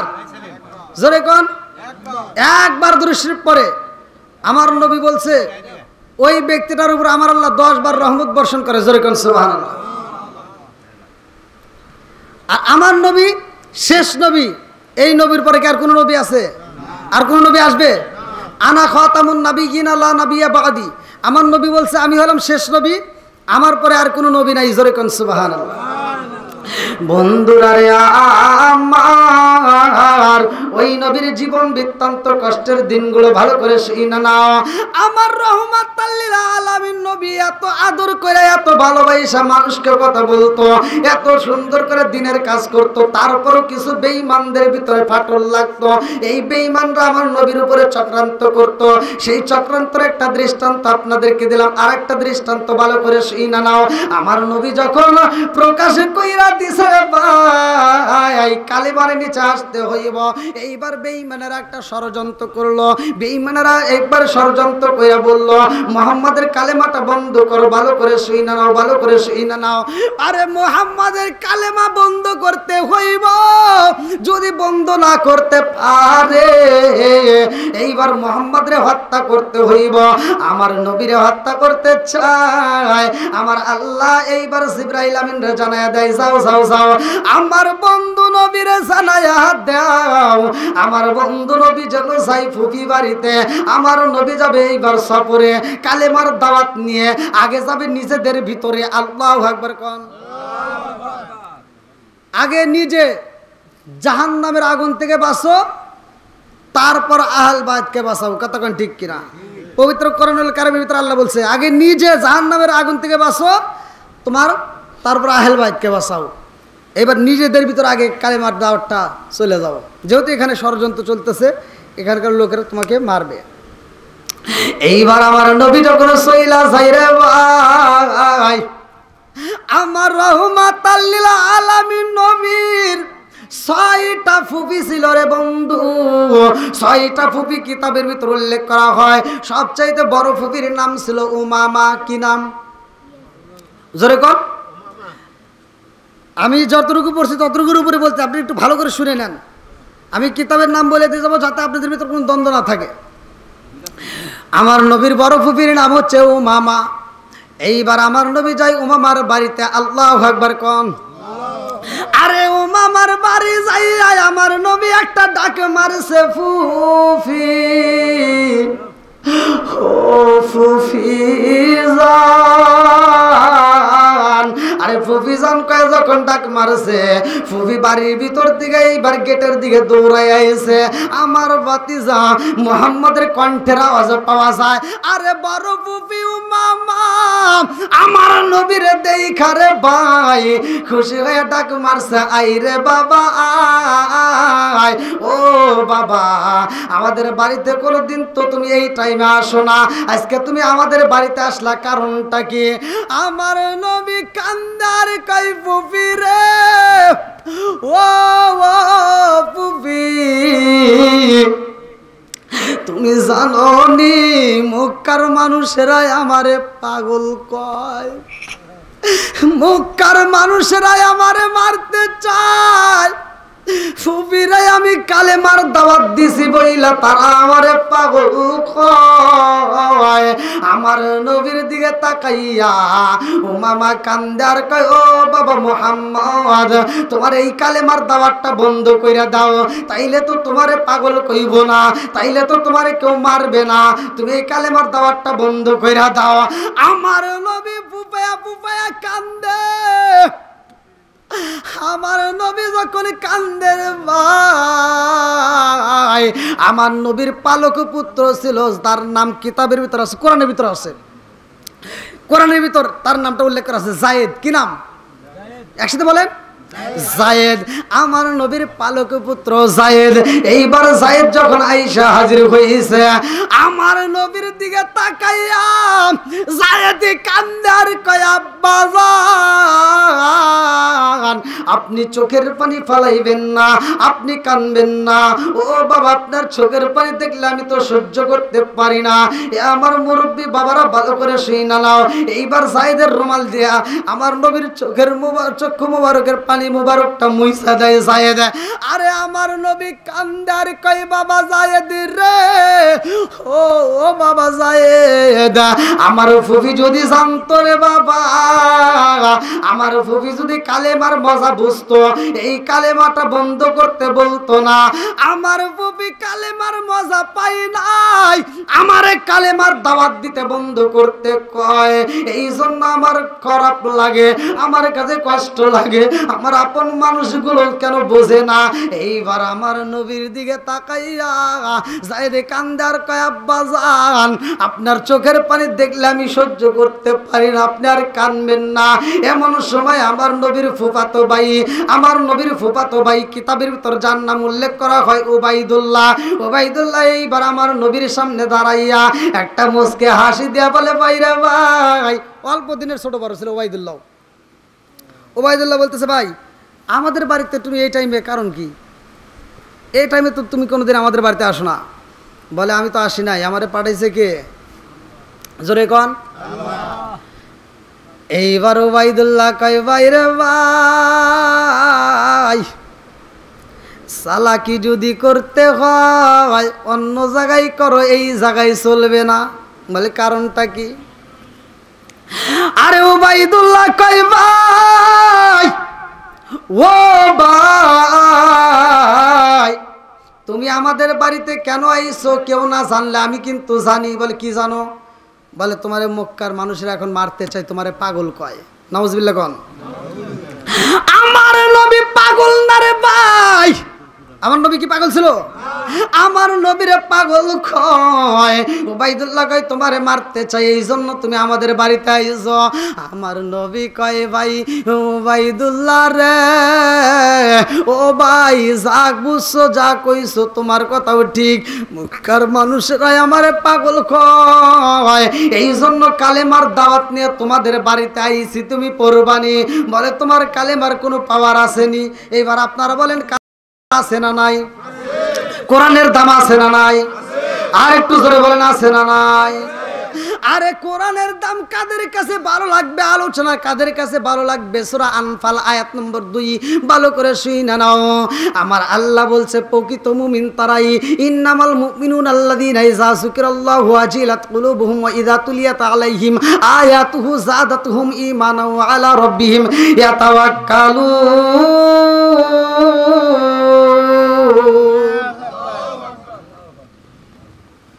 আল্লাহ বলছে, প্রকৃত মুমিন তো তারাই যাদের সামনে আমি আল্লাহর নাম উচ্চারণ করা হয় তখন তাদের অন্তরের ভিতর ভয় লাগে। আর আমি আল্লাহর দেওয়া কোরআনের আয়াত যখন তিলাওয়াত করা হয় তারা এমনভাবে মনোযোগ সহকারে শোনে, তাদের ইমানি শক্তি আরো বৃদ্ধি পায়। জোরে কোন সুবহানাল্লাহ। তাহলে যেইখানে কোরআন তিলাওয়াত হইব ওইখানে মনোযোগ সহকারে নীরব থাকতে হবে, কোনো কথা বলা যাবে না, হই হল্লা করা যাবে না, নীরব, আদব বজায় রাখতে হবে। এইবার আমার নবী কয়, কালেমার পাওয়ার আছে। বলে, তোমার কালেমার পাওয়ার একটু দেখাইতে পারবা? বলে, কি চাও? বলে, আমাদের একটা পাহাড় আছে, পাহাড়ের উপরে উঠতে হবে। সূরা নামল একটা সূরা আছে না ভাই? সূরা নামল ভালো করে শুনে নেন। নামল শব্দের অর্থ পিপিলিকার রাজত্ব। ভালো করে শুনে নেন। এই যে পাহাড়টা এত বড় বড় পিপিলিকা, আর ওইখানে পিপিলিকা তাফসীরের ভিতরে উল্লেখ করা হয় 1 প্রকার নয় 2, 93 প্রকারের পিপিলিকা আছে। যেই পিপিলিকাগুলো ধ্বংস করলে মানুষ জায়গায় মারা যায়। ওবাইদুল্লাহ ছিল চালাক, অত্যন্ত দূরদূরান্ত চালাক। সে চালাকি করে বলতেছে, তুমি যদি পাহাড়ে সশরীরে উঠতে পারো আর নামতে পারো তাহলে বুঝবো তোমার কালেমার পাওয়ার আছে, দেখি তোমার আল্লাহ তোমাকে বাঁচাই কিনা। আমার নবী বলতেছে, পাহাড় চলে কার হুকুমে? জোরে কন না কে? সাগর চলে কার হুকুমে? জমিন চলে কার হুকুমে? সব কিছু চলে কার হুকুমে? ওয়াল জিবালা আউতাদা,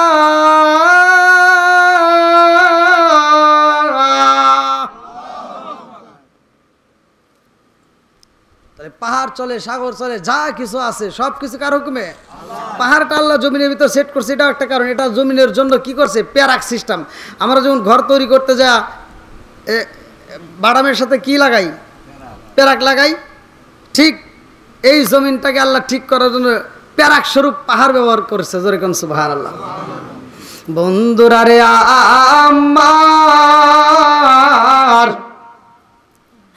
আমার নবী বলে আমি উঠবো আমার আল্লাহর হুকুমে, নামতেও পারবো আমার আল্লাহর হুকুমে। বলে যাও যাও একটু দেখাও। আরে এমন সময় আমার নবীর বড় বুবি উমামা আমার নবীর হাতটা দইরা রে ভাই, এইবার টান দিয়ে কাছে নিয়ে কয় বাবা মুহাম্মদ, ও বাবা আমার সন্তান উবাইদুল্লাহ কেমন আমি তো ভালো কইরাই জানি। আমার সন্তান তোমাকে মারার জন্য একটা ফান তৈরি করছে, আমি তোমারে যাইতে দেব না। বলে কেন দিবা না? বলে ও বাবা জানো নি আমার সন্তান মারার জন্য একটা ফান তৈরি করছে, আমি তোমারে যাইতে দেব না। আমার নবী কই ফুফিরা আমি ওই পাহাড়ে উঠবো আমার আল্লাহর হুকুমে, আমার কোনো ক্ষতি হবে না। জোরে জোরে কন্যা সুবহানাল্লাহ। আমার নবী ওই পাহাড়ে উঠবে, ওই পাহাড় থেকে নামার মাত্র 3 দিন পরে সূরা ইয়াসিন আমার আল্লাহ নাজিল করবে। আল্লাহু আকবার কম। আমার নবী যখন পাহাড়ে ওঠে রে ভাই, লম্বা একটা ঘটনা রে বন্ধু। পিপিলিকা গুলো আমার নবীরে কদম মোবারকে যায় সমা দেয়, আমার নবীরে আদর কইরা দেয়। এই পিপিলিকা গুলো কারণটা কি? আমার আল্লাহ জিব্রাইলকে কয় ও জিব্রাইল যা যা পিপিলিকারে বইলা দে আমার বন্ধু নবী আইতাছে। জোরে জোরে কন্যা সুবহানাল্লাহ। আমার নবীরে ভালোবাসে পাহাড়ে উঠতে আবার যখন নিচে নামে রে ভাই, এইবার তার ভাই উবাইদুল্লাহ তাকায় দেখে সব পিপিলিকা আমার নবীর পিছনে পিছনে আসতেছে। আল্লাহু আকবার কোন। আমার নবীর সামনে সব পিপিলিকা গুলো পিছনে পিছনে আইতেছে। এইবার উবাইদুল্লাহ দেখা মাত্র ভয় পেয়ে গেছে। কারণটা কি? মুহাম্মদের যেহেতু কিছু কয় নাই, আবার মুহাম্মদের পিছনে পিছনে আইতেছে, তার মানে আমারে বুঝি ওরা ধরবে। এই বইলেই দিছে একটা দৌড়। আমার নবী ডাক দিছে, এই উবাইদুল্লাহ দাঁড়া দাঁড়া দাঁড়া, কই যাও? পলাইতেছি। পালাও কেন? বলে তোমার পিছনে যে এত পিপিলিকা আসতেছে, লক্ষ লক্ষ কোটি কোটি পিপিলিকা। ও এবার আমার নবী পিছন দিকে তাকাইছে, তাকাই বলে কুম নামল,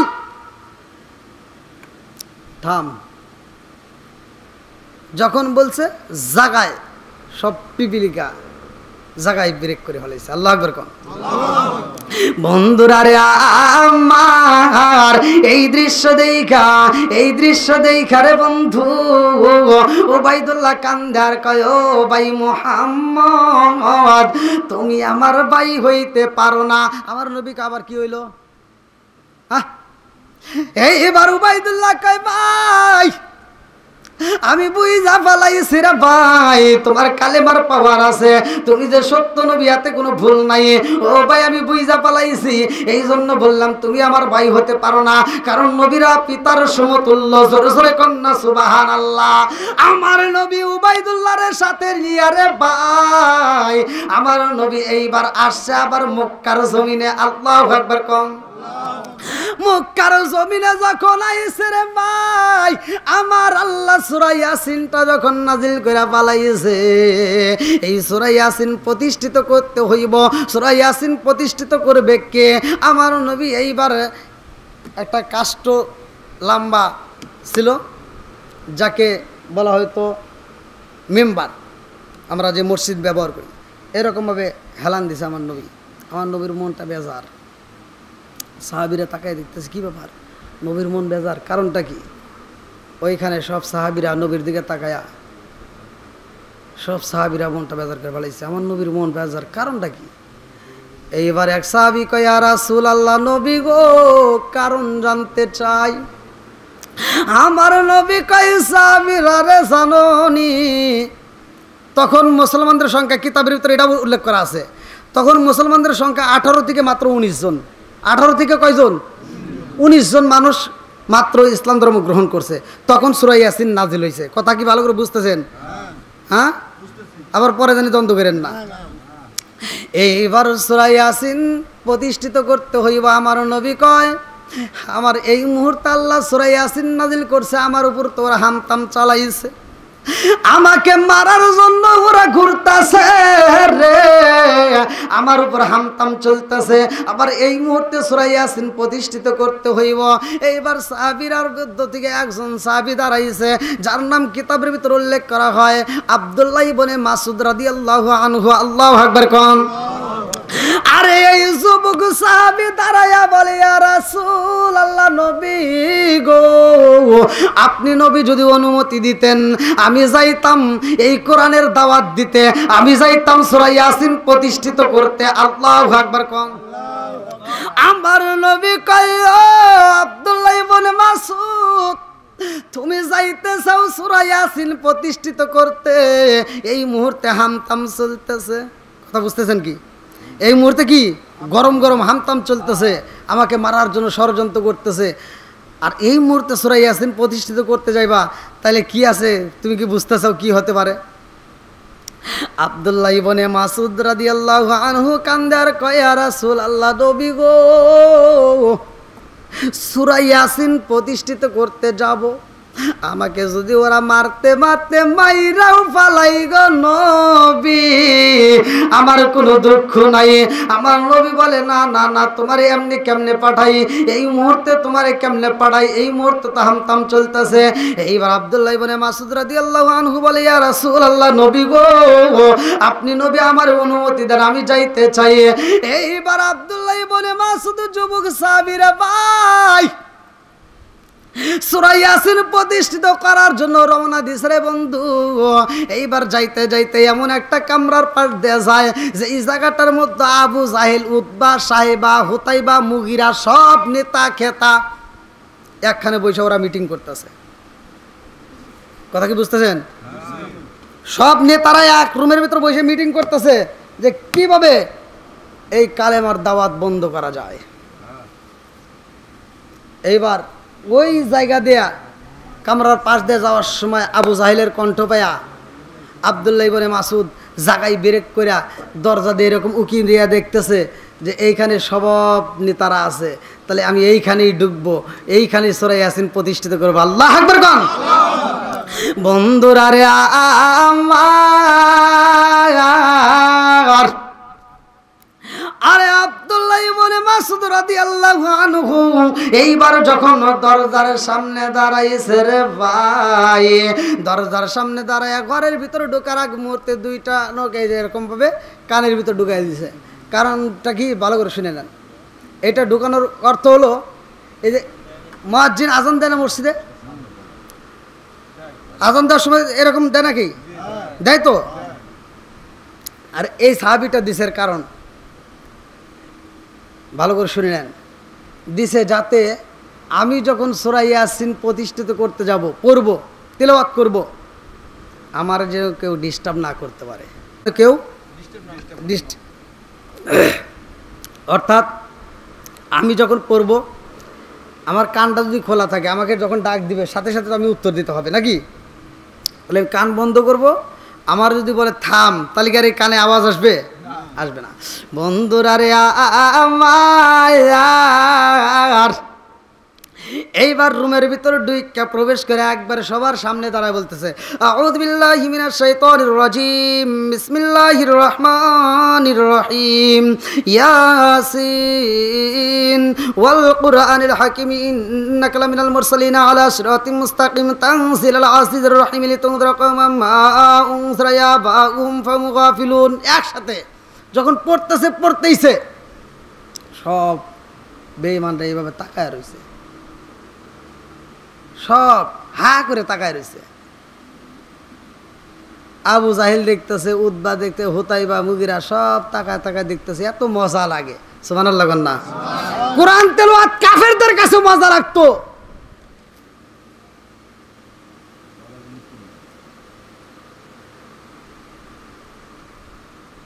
যখন এই যুবক সাহাবী পড়তে পড়তে 1 পৃষ্ঠা 2 পৃষ্ঠা হয়ে যায়, ওরা শুধু শুনতেইছে। এবারে একজন সামসা থাকে না, এক সামসা বলতেছে, নেতা আবু জাহেল বলতেছে, কি করেন? বলে কি এখানে কি করেন? কি কি কি হয়েছে? মুহাম্মাদের সালাফেলা আইসা সূরা ইয়াসিন প্রতিষ্ঠিত করতেছে আর আপনি হা করে শুনতেছেন। এই খবর যদি বাইরের লোক জানে সব মুসলমান হয়ে যাবে। তাহলে কি করতে হবে? তাড়াতাড়ি বন্ধ করেন, তাড়াতাড়ি বন্ধ করেন। বলে কেন? ও যে পড়তেছে ভালোই তো লাগে। সুবহানাল্লাহ বলেন না? কি কোরআন তেলাওয়াত ভালো লাগে কি লাগে না? একসাথে বলেন লাগে কি লাগে না? বন্ধুরা রে আমার, নেতামি ঠিক রাখতে গেলে অনেক কিছু করতে হয়। এইবার নেতা তো নেতার জায়গা তো ঠিক রাখতে হবে। এবার বলতেছে এই হেই, এই থামো থামো থামো থামো। ও কি শুনতেছে? শোনা যায়? শুনে না। এইবার পড়তেইছে রে ভাই, এই বেঈমানের হাতের ভিতরে ছিল চামড়ার মোজা। কিতাবের ভিতরে আছে চামড়ার মোজা ছিল। এই চামড়ার মোজা নিয়া আব্দুল্লাহ ইবনে মাসুদের বাম কানের উপর টাস করে একটা সর মেরে দিছে, জায়গায় পড়ে গেছে, কান দিয়ে টকবক করে রক্ত পড়তেছে। আবার যখন হুশ ফিরছে, আবার দাঁড়ায়, আবার পড়া শুরু করছে। আল্লাহ আকবার কোন। দ্বিতীয়বার চটটা দিয়া ডান কানটাও যখন বধির করে দিছে, এইবার দুইটা কানের তলা ফাড়াইয়া আব্দুল্লাহ ইবনে মাসুদ কানতে কানতে আমার নবীর দরবারে যাচ্ছে। আমার নবী তখন আম্মাজান খাদিজাতুল কুবরার ঘরের ভিতর বারান্দায়, এইবার কিছু সাহাবীদেরকে নিয়ে আমার নবী পরামর্শ করতেছে। আল্লাহ আকবার কোন। আমার নবী কান্দে আর কয়, সাহাবীরা রে,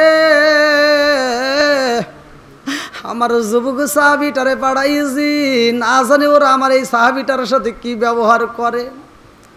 আরে এই কথা বলতে বলতে আব্দুল্লাহ ইবনে মাসুদ, নবী গো,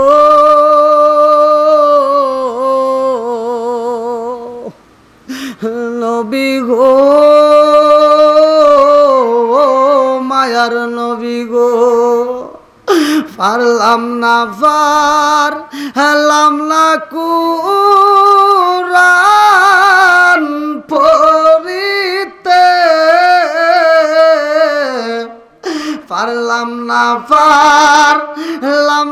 কুরআন পড়িতে, ব্যথায় আমায় ডিস্টার্ব করে নবী হে, ব্যথা আমায় ডিস্টার্ব করে নবী হে। আরে এই কান্নার আওয়াজ পাইয়া আমার নবী বের হইছে রে ভাই।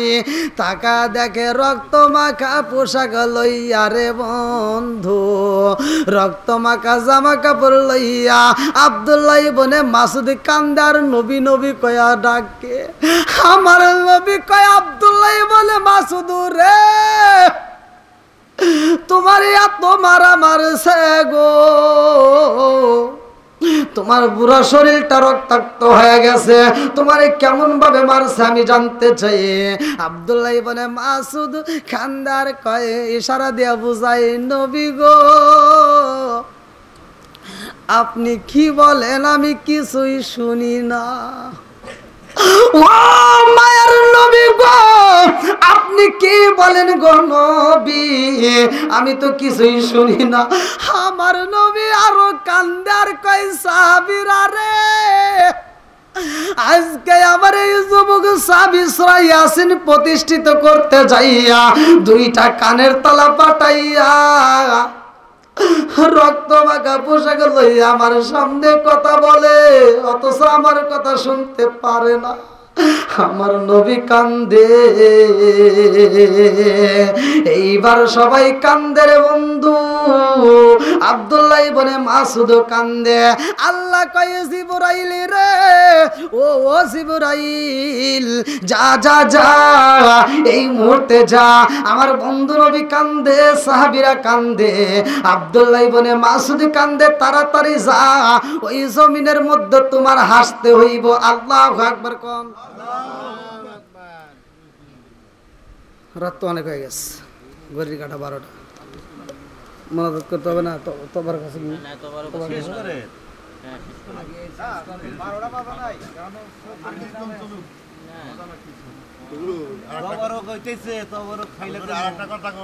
জি বলেন, এটা তো হলো পরে নইলে আগে হয় না। খালি খাও। বড় উপহার দিই। এটা একটু সামনে নেন না। না না না দিন না ভাই, এটাই কোন আকাশের পরিস্থিতিও তেমন ভালো না, বুঝছেন?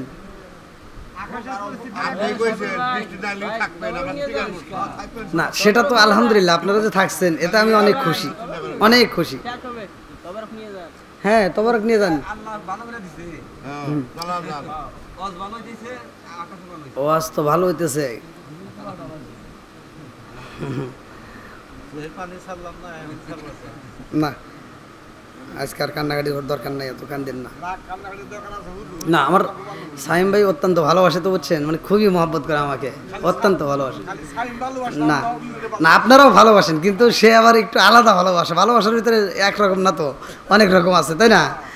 তো যাই হোক, আমার সাইম ভাইকে আল্লাহ তাআলা কবুল করুক।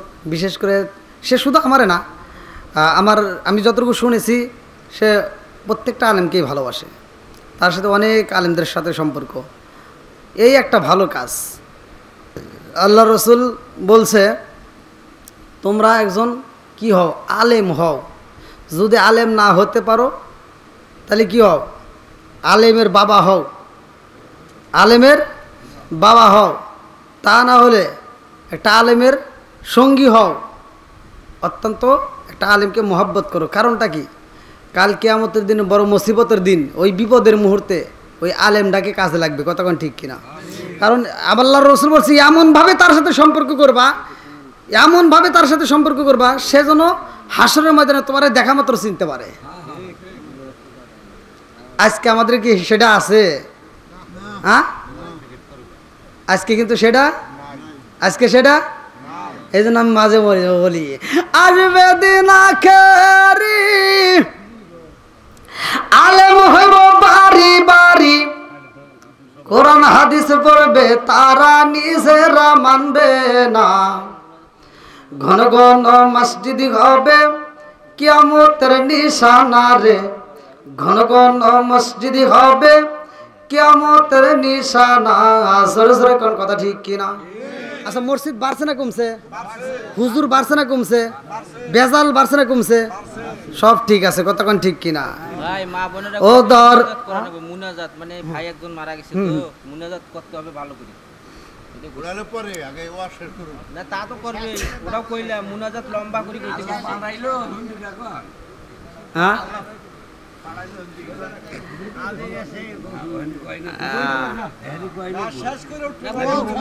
ভাইয়া, এই যে মুরব্বীরা, আমি একটা কথা বলি, ভালো করে শুনে নেন। মানে কথা বলতে গেলে অনেক কথা আলোচনা করা যায়। হ্যাঁ অনেক কথা, আলোচনার কোনো শেষ নাই। আর কোরআন হাদিসের আলোচনা আপনি মনে করেন না শুধু আমারটাই ভালো এ করবে। আচ্ছা এই হুজুর যখন নামাজ পড়াইছে, মাগরিবের নামাজ পড়াইছে, যারা এর পিছনে পড়ছেন, প্রথম রাকাতে কি কোন সূরা পড়ছে প্রথমে? দ্বিতীয় রাকাতে আবার কোন? দ্বিতীয় রাকাতে তো সূরা ফাতিহা পড়ছে নাকি পড়ে নাই?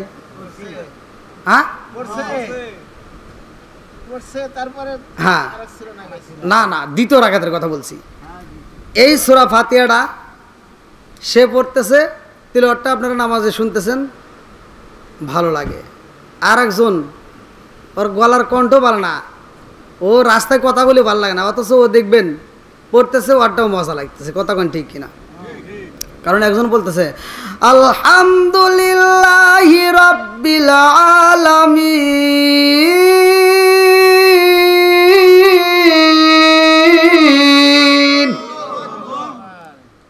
এবার নিয়ে আসলেন একজন হাফেজ। কারে নিয়ে আসলেন? হাফেজ। রমজান মাসে তারাই বলে আলহামদুলিল্লাহি রাব্বিল আলামিন আর রহমানির রহিম মালিক ইয়াউমিদ্দিন ইয়্যাকা না'বুদু ওয়া ইয়্যাকা নাস্তাঈন ইহদিনাস সিরাতাল মুস্তাকিম সিরাতাল লাযীনা আন'আমতা আলাইহিম গায়রিল মাগদুবি আলাইহিম ওয়ালাদ-দাল্লিন।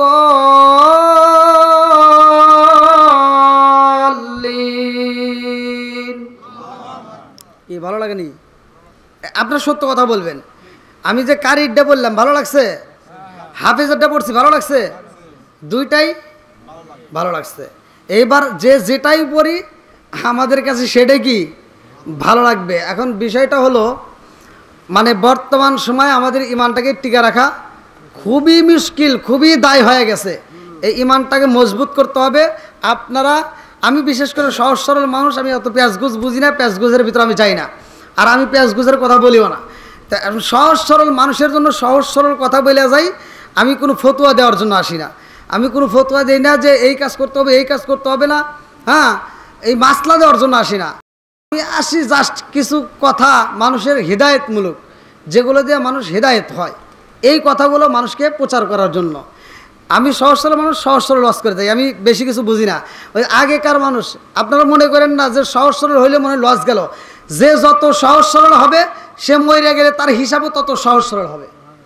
যে যত বেশি চালাক ও তত বেশি আটকে যাবে। কথা কি বোঝেন নাই? এখন এই যে ছোট ছোট বাচ্চারা, ওই যে পিচ্ছি দেখেন এত রাতে জেগে রয়েছে, ওরে দিবেন এই মোবাইলটা লক খুলে দিবেন, হ্যাঁ, দেওয়ার পরে কইবেন যে এই মোবাইলে কি কি আছে দেখ। এই যে আমার ইউটিউবারের মোবাইলে দেখেন, এই যে যেমন আমি কোরআন শিব এখানে দেখে দেখে এই যে এখান থেকে পড়তেছি, তো ঠিক ওকে বলবেন যে এই যে লক খুলে দিলাম, এটা কি দেখ। ও দেখবেন কোন জায়গায় ফেসবুক, কোন জায়গায় ইউটিউব, কোন জায়গায় গুগল, সব জায়গায় দৌড় পারিব। কথা বোঝেন নাই? আর আগেকার মুরব্বীরা কি তাই বুঝছে? এই যে আপনারা যারা এখন বসে আছেন, এই মুরব্বীরা, আপনাদের যে দাদা ছিল, বাপের বাপ, এই দাদারা কি মোবাইল দেখছে? ওই দাদা করে যদি বলতেন যে বিদেশ গেলে মানুষ বাংলাদেশ থেকে কথা বলে পারবো, এই কথা যদি বলতেন, তারা কি বিশ্বাস করতো? হ্যাঁ, কত পাগল হয়ে গেছে, তাই কত না। অথচ আমরা বাংলাদেশে বিদেশে শুধু কথা না, এখন ভিডিও কলে দেখাও যায়, দেখা যায় কি না? দেখা যায়। তা আমি সহজ সরল মানুষের জন্য একটা সহজ সরল কথা বলে যাই, ভালো করে শুনে রাখেন। তো এক সহজ সরল মা, সহজ সরল তো বোঝে না কিছু। তো আগে প্রথমে এই যে ট্রানজিস্টার রেডিও, ট্রানজিস্টার বেরোয়েছে না, ট্রানজিস্টার তো তখন খুব জনপ্রিয় ছিল কিন্তু, তাই না? আর সব মানে বড় লোক যারা, তাদের ঘরেই এই যে একটা টিভি আর ট্রানজিস্টার ছিল। ট্রানজিস্টার কি না, এই সারাদিন তো চালু করে রাখলে সারাদিনই একটা না একটা কিছু হইতেইছে নাকি। বাড়িতে যায় বলতেছে, মা এই যে ট্রানজিস্টার আনছি। কি আনছি? একটা রেডিও আনছি। মা কই এ আবার কি? কই এখানে দেখো এই যে সুইচ দিব, কথা কব সব, তুই কি শুনবে, এই যে শোনা দাও। গান হইতেছে, কথা হইতেছে, খবর হইতেছে, কোন জায়গায় গিয়েছে, নানান কথা পেশাল বাড়তেছে। এখন ও চালু করে দিয়া মায়েরে বলতেছে, মা তাহলে তুমি শোনো, আমি গোসল করে আসি। তে মা আবার এটা শুনতেছে, সুন্দর মুরব্বী মানুষ, দেখবেন মুরব্বীদেরকে একটা ওয়াজ চালাই দিবেন, এই যে এরকমভাবে মোবাইল দিবে আসে না, তো ঠিক এরকমভাবে শুনতেছে। ছেলে তো গেছে গোসলে, এমন সময় মসজিদে আজান দিছে। মুয়াজ্জিন তো আর বোঝে নাই যে এখন অমুক এই এই এই রেডিও বাজাইতেছে, তো আর বোঝে নাই। হ্যাঁ, আজান দিয়ে দিছে। এবার মা শুনতে শুনতে আজানের আওয়াজ যখন আসছে, তখন কইতেছে, বাবা এখন তুমি চুপ করো, আজান হইতেছে।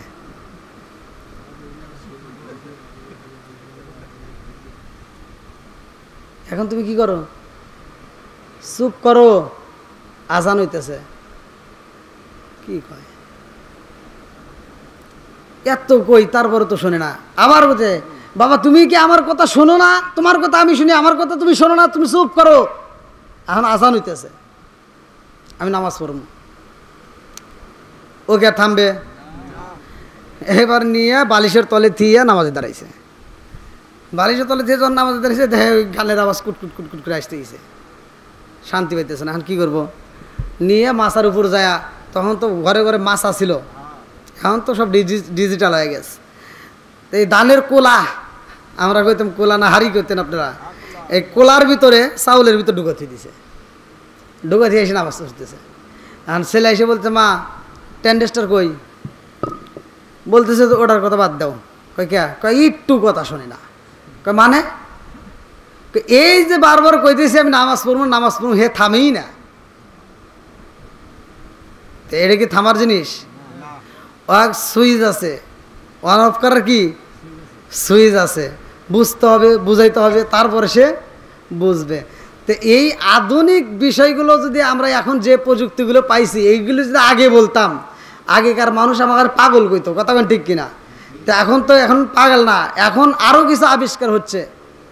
এই যে আপনারা পাইছেন এখন রকেট বিমান, মানুষ হজে গেলে যারা দেখে একটা বিমান যখন ঢাকা থেকে ছাড়ে মাঝখানে ল্যান্ড করে তেল সংরক্ষণ করে, তে এই রকেট নিয়ে বিমান নিয়ে চাঁদের দেশে যায়।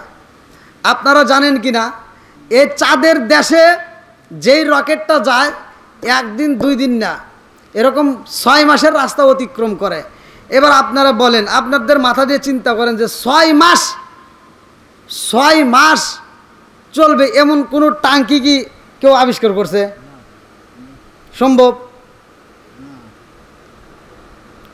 তাহলে এই 6 মাসের তেল ওখানে তাহলে কিভাবে যাবে? কিভাবে যাবে? এটা মানুষকে বোঝানো যাবে না।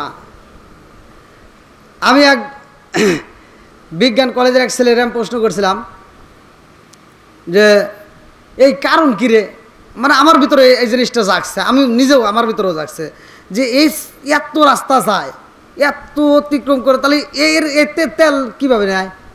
আসলে কিন্তু একটা প্রশ্ন জাগে না, তাহলে কিভাবে যাবে, এটা কিভাবে সম্ভব? তা আমি প্রশ্ন করছি এই তেল কিভাবে পায়? তো বলতেছে যে কে তেল জেনে যায়, ফুরে যাবে, আবার এসে নিয়ে যায়। ওর উত্তর কি হইল? হ্যাঁ, এটা পাগলামি উত্তর না, মানে কথা বুঝলেন? তা আমি বললাম যে কে রে, তেল যেখান থেকে ফুরে যাবে আর এসে নিয়ে গেলে আবার তো শুনে যাবেন দেবো, তো কয় এইটা আপনার মাথার ভিতরে ঢুকেছে কিরা? তো বললাম ঢুকছে রে। তা আসলে এইটা কিভাবে হয়? এই রকেটটা যখন ছাড়া হয় ওর জন্য আলাদা একটা মেশিন এই দুনিয়াতে সেট করা হয়। এই দুনিয়াতে একটা কম্পিউটার, সেই কম্পিউটারের মাধ্যমে ও যদি ওইখানে কোনো সমস্যা হয় এই কম্পিউটারের মাধ্যমে এখান থেকে মেরামত করে। দেখেন মানুষের মাথা, এটা কি জোরে কোন? মাথা, মাথার দাম আছে না নাই? একসাথে বলেন। ওমর থেকে হাদিসটি বর্ণিত, সহিহ হাদিস, নির্বাচিত হাদিস, ভালো করে শুনে নেন। আনিবনি ওমর রাদিয়াল্লাহু আনহু ক্বালা ক্বালা রাসূলুল্লাহ সাল্লাল্লাহু আলাইহি ওয়াসাল্লাম লা ঈমান লিমান লা আমানাত লাহু ওয়া লা সালাতা লিমান লা তুহুরা লাহু ওয়া লা দীন লিমান লা আমানাত লাহু ইন্নামা মাওদিউ সালাতি মিনাদ দীনি কামা মাওদিউর রাসি মিনাল জাসাদি। আল মুজাম্মুস সগীর নামক কিতাবের ভিতরে উল্লেখ করা হয়, মুত্তাফাকুন আলাই। একেবারে সহিহ হাদিস, নির্বাচিত হাদিসের মধ্যে এটা আমি পাইছি। আল্লাহ রাসূল বলছে লা ঈমান লিমান লা আমানাত লাহু ওয়া লা সালাতা লিমান লা তুহুরা লাহু ওয়া লা দীন লিমান লা আমানাত লাহু। যার ভিতর বিশ্বাস নাই তার ভিতর ঈমান নাই, যার ভিতর পবিত্রতা নাই তার ভিতর নামাজ নাই, যার ভিতর নামাজ নাই তার ভিতর ইসলাম ধর্মই নাই। কথা কি বুঝতেছেন নাকি কষ্ট পেতেছেন? যার ভিতর নামাজ নাই তার ভিতর কি ইসলাম ধর্মই নাই। এই হাদিসের ব্যাখ্যা, হাদিসটার ব্যাখ্যা মানে এই হাদিসের নিচেই লেখা আছে, নিচেই লেখা আছে যে আল্লাহ রাসূল বলছে একটা মানুষের মাথা থেকে শুরু করে পা পর্যন্ত সবচাইতে দামি অঙ্গ কোনটা? আপনারা বলেন। সবচাইতে দামি অঙ্গ মাথা। আল্লাহ রাসূল বলছে একটা মানুষের মাথা থেকে পা পর্যন্ত সবচাইতে দামি অঙ্গ যেমন মাথা, ইসলাম ধর্মের ভিতর তেমন নামাজও সবচাইতে দামি। জোরে কোন সুবহানাল্লাহ। তাহলে এই নামাজ পড়ার দরকার আছে না নাই? একসাথে বলেন আছে না নাই? তাহলে এই নামাজটার মাধ্যমে আমরা আল্লাহকে কীভাবে পাই, রাসূলকে কীভাবে পাই, জান্নাত কীভাবে পাই, জান্নাত আল্লাহ কীভাবে বানাইছে, জাহান্নাম কীভাবে বানাইছে, আমরা তো এটা জানি না, আমরা এটা রিসার্চ করলাম না, একটাবার তো চিন্তা করলাম না। একটা রকেটে যদি এই জমিন থেকে তেল দিয়ে ওইখানে যদি ট্রান্সফার করতে পারে, একটা দেশ থেকে আর একটা দেশে যদি টাকা ট্রান্সফার করতে পারে, আপনি টাকা দিচ্ছেন একজনকে, টাকার মুহূর্তের ভিতর পাচ্ছে ঢাকা থেকে, বিদেশ থেকে, কথা কোন ঠিক কিনা? তাহলে এত কিছু আবিষ্কার হয়েছে, এত কিছু তৈরি করছে, আর আমরা নামাজের মাধ্যমে ওই মালিকরে যদি একটাবার খুশি করাইতে পারি, ওই মালিকরে যদি একবার রাজিও খুশি করাইতে পারি, আমাদের জন্য কি আল্লাহ জান্নাতটা সাজাইতে পারে না? জোরে কোন। জান্নাত জাহান্নাম দুইটাই আমাদের জন্য আল্লাহ বানাইছে। এইবার জান্নাতের রাস্তায় যেতে হলে কি করতে হবে, জাহান্নামের রাস্তায় যেতে হলে কি করতে হবে, এটা সব কিছুই দেওয়া আছে। আবার এই দেওয়াটা কি, জান্নাতের ভিতর চারপাশে একটা বেড়া আছে, এরিয়া আছে। এই যে মাহফিলের একটা বেরিয়া দিছেন, ঠিক এইরকম এরিয়া আছে। হাদিসের ভিতর আসছে এই চারপাশে যে বাউন্ডারি দিয়েছে জাহান্নামের চারপাশে জাহান্নামের চারপাশের বাউন্ডারিতে যে এরিয়াটা দেওয়া হয়েছে এই এরিয়াটা দেখা জিব্রাইল কাঁদছিল। আর ভিতরে সর্বপ্রথম যখন ভিতরে ঢুকতে বলছে গেট দিয়ে, ভিতরে ঢুকিয়া সাথে সাথে সে হাসতে হাসতে বের হয়েছে, বলছে আল্লাহ এই জাহান্নামের ভিতর কেউ যাবে না। জিব্রাইল বলছে আল্লাহি তাআলা, হাদিসের ভিতরে এইভাবে কসম কাটছে, আল্লাহি তাআলা আল্লাহি তাআলা, আল্লাহ তোমার কসম এই জাহান্নামের ভিতর কোনো মানুষই যাবে না। আল্লাহ কয় তাহলে একটু জান্নাত দেখো। সেটা দেখে বলতেছে আল্লাহ দুনিয়ার সব মানুষই জান্নাতি, মানে জান্নাতের যে নাচ নিয়ামত এত কিছু দেখছে, এগুলো তো প্রকাশ হয়ে গেছে যে এত কিছু, এটা দুনিয়ার মানুষ জানলে সবাই জান্নাতে যাওয়ার জন্য পাগল হবে। যেরকম সুবহানাল্লাহ। আর আল্লাহ বলতেছে তাহলে জান্নাতে যাওয়ার জন্য পাগল, জাহান্নামে কেউ যাবে না, তাহলে একটু বেড়াটা দেখে আসো। জান্নাতের একটা এরিয়া বাউন্ডারি আছে না, এই বাউন্ডারিটা দেখে আসো। এবার জাহান্নামের এরিয়া দেখতে যায়া জিবরাইল আমিন কানতে স্যার বলতেছে আল্লাহি তাআলা আল্লাহি তাআলা, আল্লাহ তোমার কসম আমি তো দেখি সব মানুষই জাহান্নামে যাবে। বলে কেন?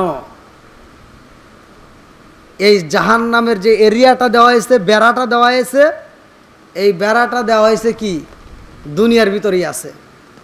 এই বেড়াটা কিন্তু কি দুনিয়ার মধ্যে, মানে এই বেড়াটা আমরা দুনিয়াতে অতিক্রম করতে হবে। আপনারা বুঝতেছেন কিনা যে বেড়াটা কি? বেড়াটা হলো জাহান্নামের চারপাশে এত কাঁটা। জিবরাইল বলতেছে এত কাঁটা আর এত যন্ত্রণা, এত দুঃখ, পৃথিবীর মানুষ এই দুঃখ যন্ত্রণা সহ্য করতে পারবে না। জান্নাতের ভিতরে যাওয়ার জন্য এই দুঃখ যন্ত্রণা সহ্য করতে পারবে না, কিন্তু জাহান্নামের যে এরিয়া বাউন্ডারি দেওয়া হয়েছে এটা দিছে ফুল দিয়া। কি দিয়া? ফুল। জান্নাত জাহান্নাম আল্লাহ বলছে যে আমি এটা সৃষ্টি করছি, এটার মালিকও কে? আল্লাহ। আমরা হয়তো জানি এটা কিন্তু একটা গোপন ফাঁদ, জাহান্নামটা একটা গোপন ফাঁদ। তো জাহান্নামটা একটা গোপন ফাঁদ, আর এই জাহান্নামের চারপাশে দিছে ফুল ফল বিভিন্ন, মানে এত খালি সুখ আর সুখ। এই জাহান্নামের এরিয়া দেখে বলছে আল্লাহ এই জাহান্নামের যে এরিয়াটা দিছ এতে বুঝে ভালাইলাম দুনিয়ার সব মানুষ এই সুখ এই আরামের জন্য এই পাগল পারা হয়া এরা সবাই জাহান্নামে যাবে। এই এরিয়াটা এখন আপনাদেরকে আমি ভেঙে দিয়ে যাই। বেড়াটা এই যে সুদখোর আছে না নাই? কথা কন। ঘুষখোর আছে না নাই? আছে না নাই? আরে সারা জীবন করলি রে তুই যেই মোল্লা রে ঘৃণা, মরার পরে কাজে লাগবে একবারও ভাবলি না। এই মোল্লা না তাকিলে তোর মার বিয়া হইতো না, এই মোল্লা রে সারা তোকে কবর দিব না, এই মোল্লা রে সারা তোকে দাব না। জোর জোর কোন কথা ঠিক কিনা? তোর মা বাবা যেদিন যাইব এই দুনিয়া ছেড়ে সেদিন ঠিকই আসতে হবে মোল্লাদেরই ধারে। ওরা ফিরকাই পড়লে মোল্লা চেনে নইলে চেনে না, ওরা ফিরকাই পড়লে মোল্লা চেনে নইলে চেনে না। এই মোল্লা রে সারা তোকে কবর দিব না, এই মোল্লা রে সারা তোকে দাফন দিব না। জোরে জোরে কোন কথা ঠিক কিনা? এই জন্য আলেম ওলামাদের বিরোধিতা করেন না। এই জাহান্নামে নেওয়ার জন্য যখন বেরি লাগাইব, আপনি যদি একটা হক আলেমের সাথে যদি আপনার সম্পর্ক থাকে, ওই আলেম যদি যাওয়ার পথে আপনাকে চিনে ফেলায়, তাহলে সে আপনার নামে আল্লাহর কাছে একটা দরখাস্ত দিতে পারবে। এই জন্য আমরা নিজেরা নেক কাজ করব, নেক কাজ করাওয়ালাদের সাথে আমরা সম্পর্ক করব। আল্লাহ কবুল করুক সবাই বলেন আমিন। আর বিশেষ করে এই বাড়ির যে ছেলেটা আক্তার নাম না ভাই, আক্তার সভাপতি কিছু কথা আছে।